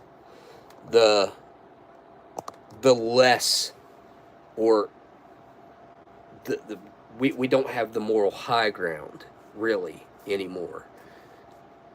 And I don't know how they convinced us that we did. Oh, I do, actually. They had full and total control over the media. And the media, I mean, you look back at the 90s, the crap that CNN was doing, the crap that those people were doing back in the 90s, early 2000s. I mean, well, that could go back all the way to the 60s and the 70s as well. It just wasn't, it's just progressively gotten worse. And luckily, I think we're having a course correction because of independent media and people that on YouTube, people on Rumble, people on Twitter that are going out and getting the real stories, and we're getting actual real information now. Versus if you listen to CNN, MSNBC, CBS, Fox, ABC, if you listen to these mainstream media outlets, you're probably not being told the truth. Even though we're still basing truth around things that they report, I don't know why we're even doing that. Because they spend the money to send people out on location, maybe. I think maybe that's why we're still allowing them to have any pull on releasing stories at all. And the more people start figuring out how to locally source, and the more people there are that will go out and locally source those stories when they happen, where they happen, and report, independent journalists report it live from where it's happening, mainstream media will be no more, which we're seeing that happen right now. I just saw something yesterday or today about Elon possibly buying MSNBC. Oh my gosh. There's no value there. I don't know why he would even do it, to be honest. It's a dead company. Maybe advertisers are still working with him right now, but as soon as he would buy it, they would stop, because we've already seen how they do when someone with common sense. That dude is one of the smartest guys walking around in America right now that's like a public figure that I know of. I mean, there's a couple guys that are public figures that are scientists that act. They got an ego that's about this big. Can't even fit on this screen right now. And they ain't got nothing on him, in my opinion. Dude's got common sense to go along with the intelligence. What is it? Tim, I have a true news channel, unbiased. That's great, man. That's exactly what I'm talking about. My buddy was here about a week ago. And me and him have similar thoughts and outlooks on things. So I guess it would be somewhat of an echo chamber between me and him. But he was like, dude, we really need to start a channel, a news channel. And I'm like, I don't know, man. Here's the thing. Let me just be honest. If I ever do something like that, my future in any type of media, as far outside of being on news channels or something like that, it's over. I'll never work in any type of entertainment industry again. Just that's the way I think about it. That's probably how it would be. Could be wrong. I could be wrong about that. I don't think that I am. I do not think that I am. I have future plans to be I'm going to be a politician at some point. I do have plans on getting into the political aspect of things at some point in West Virginia. If not, well, I'd like to represent West Virginia on the federal level. So being a state representative is probably where I want to be. And Jim Justice ain't going to last long. The guy that just got in as our governor, they're a bunch of goofballs, including Justice. Not a fan of him. He flipped off his party real quick, which is, it is what it is. But I think he was more bandwagon than he was belief system. And West Virginia has been a Democrat state all the way up until very recently. You can look this up. I was raised being told that's what I am. When I was a kid and I asked, I can remember being probably like 9, 8, 9, 10. I would say Bill Clinton era. I asked my stepdad, actually, what we were. And I was flat out told, our family's Democrat. And he explained to me why. That's not what it is anymore, first of all. Second of all, looking back at what he said, like, holy cow. All the wrong reasons. It was such a twisted world that we were living in, being so uninformed and so manipulated. But that is the world that we lived in. And yes, things have changed a lot, thank God. You know, a lot of fake news has been exposed. A lot of, boy, oh boy, I tell you what, I hope and I pray that Trump actually releases the JFK files, because people deserve to know and understand. Because a lot of people won't believe it until they see the government documents. When all you have to do is search out for that independent media, people who have actually traced down the people that were involved, to know what happened. You know, if I go too far into that in here, YouTube will probably take this live stream down. That's how stupid the world we're living in is. You have to censor words on YouTube that make no sense to censor.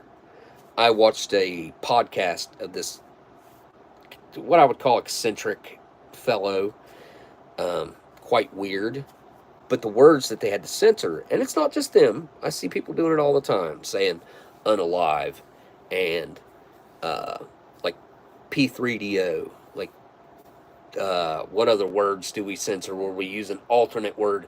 Okay, we're still saying what we want to say, but we're using an alternate word to try to trick an algorithm. The algorithm has learned this a long time ago, but they allow it. How about just allowing us to use the actual English words that we mean? Because it's not malicious, it's talking about a topic, and last I checked, we still have freedom of speech. Why are we not allowed to use it? And most people are just scared to death of being demonetized. That's YouTube's power that they hold over people, and that's how they control what's said and what's not said. And a lot of people don't understand that, but that's a huge reason why you see that. Because they know if they talk about controversial subjects in plain English, just plain English, that they'll be demonetized. No more money for you. We'll give it to this person that self-censors themselves. We'll give it to this person that says unalive instead of the M word or the D word, like death. What's so wrong with that word death? Murder. Oh, it happens. It's not a good thing. It's a bad thing. But it's something that happens that we should be able to talk about. But you can't, because YouTube will demonetize you. We're 2 hours and something into this, so that the algorithm has long not gave a crap about what I'm saying. But you understand now. You see what I'm saying? There's a list of about, what is it? Probably. It's growing all the time of words that you can't say on YouTube. Not just YouTube. There's other platforms that don't like you saying things, but there are also platforms that are allowing truth to be spoken about again. Twitter's one of those. Now, I do know that people complain about Twitter. I'm not really on Twitter. I have an account, and it's on an old phone. It's not even on my iPhone, and it just, I know it's where a lot of people are getting their news now, with Tucker Carlson being on there now after he got fired from Fox, and like other people, they report actual events when they happen, live, what they see. They'll post videos. that's the way the world's going. And that's why MSNBC and all those channels are dying. You know, Rachel Maddow getting paid $5 or $10 million a year, whatever she's getting paid. What were they thinking? What makes that woman, any reporter, worth $5 million a year? Money must have been real good from them advertisers. That's all I'm going to say.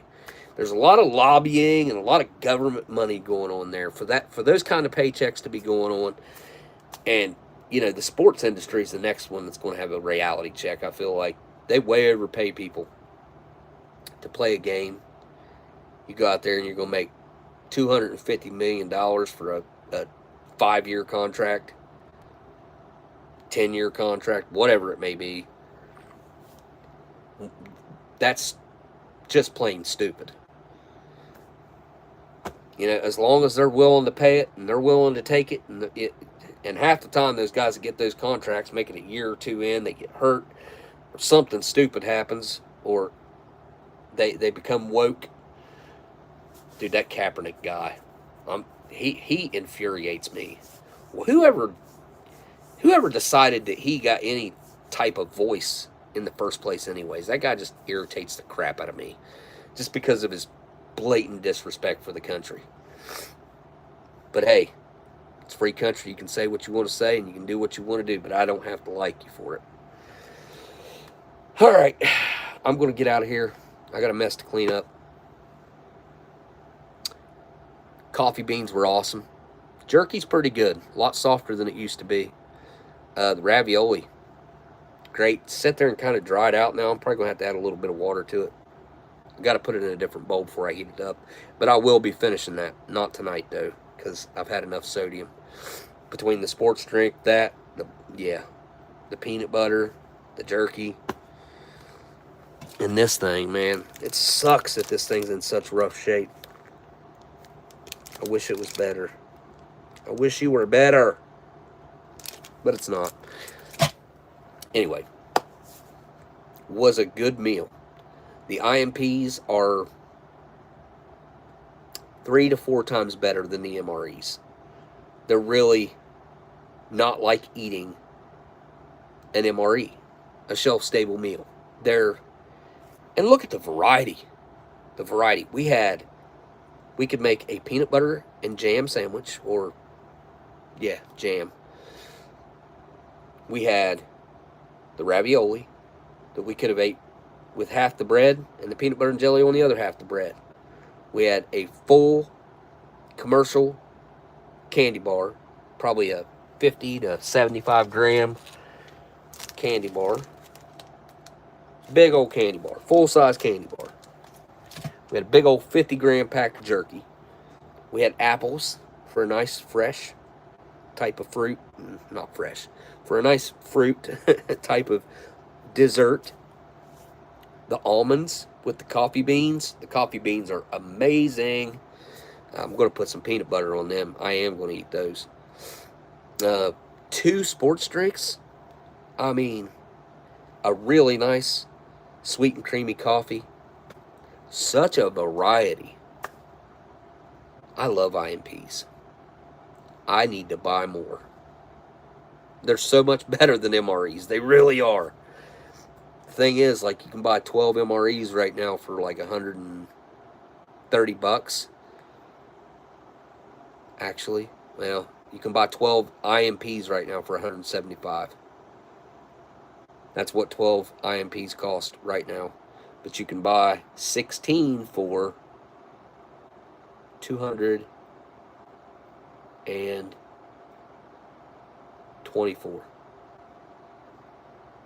No, 227. You can buy 16 IMPs right now for $227. But you got to order them 8 at a time to get that price. Yeah. I need to order IMPs. Okay. All right. I got some coming. They should be here next week. Yeah, they will be here next week.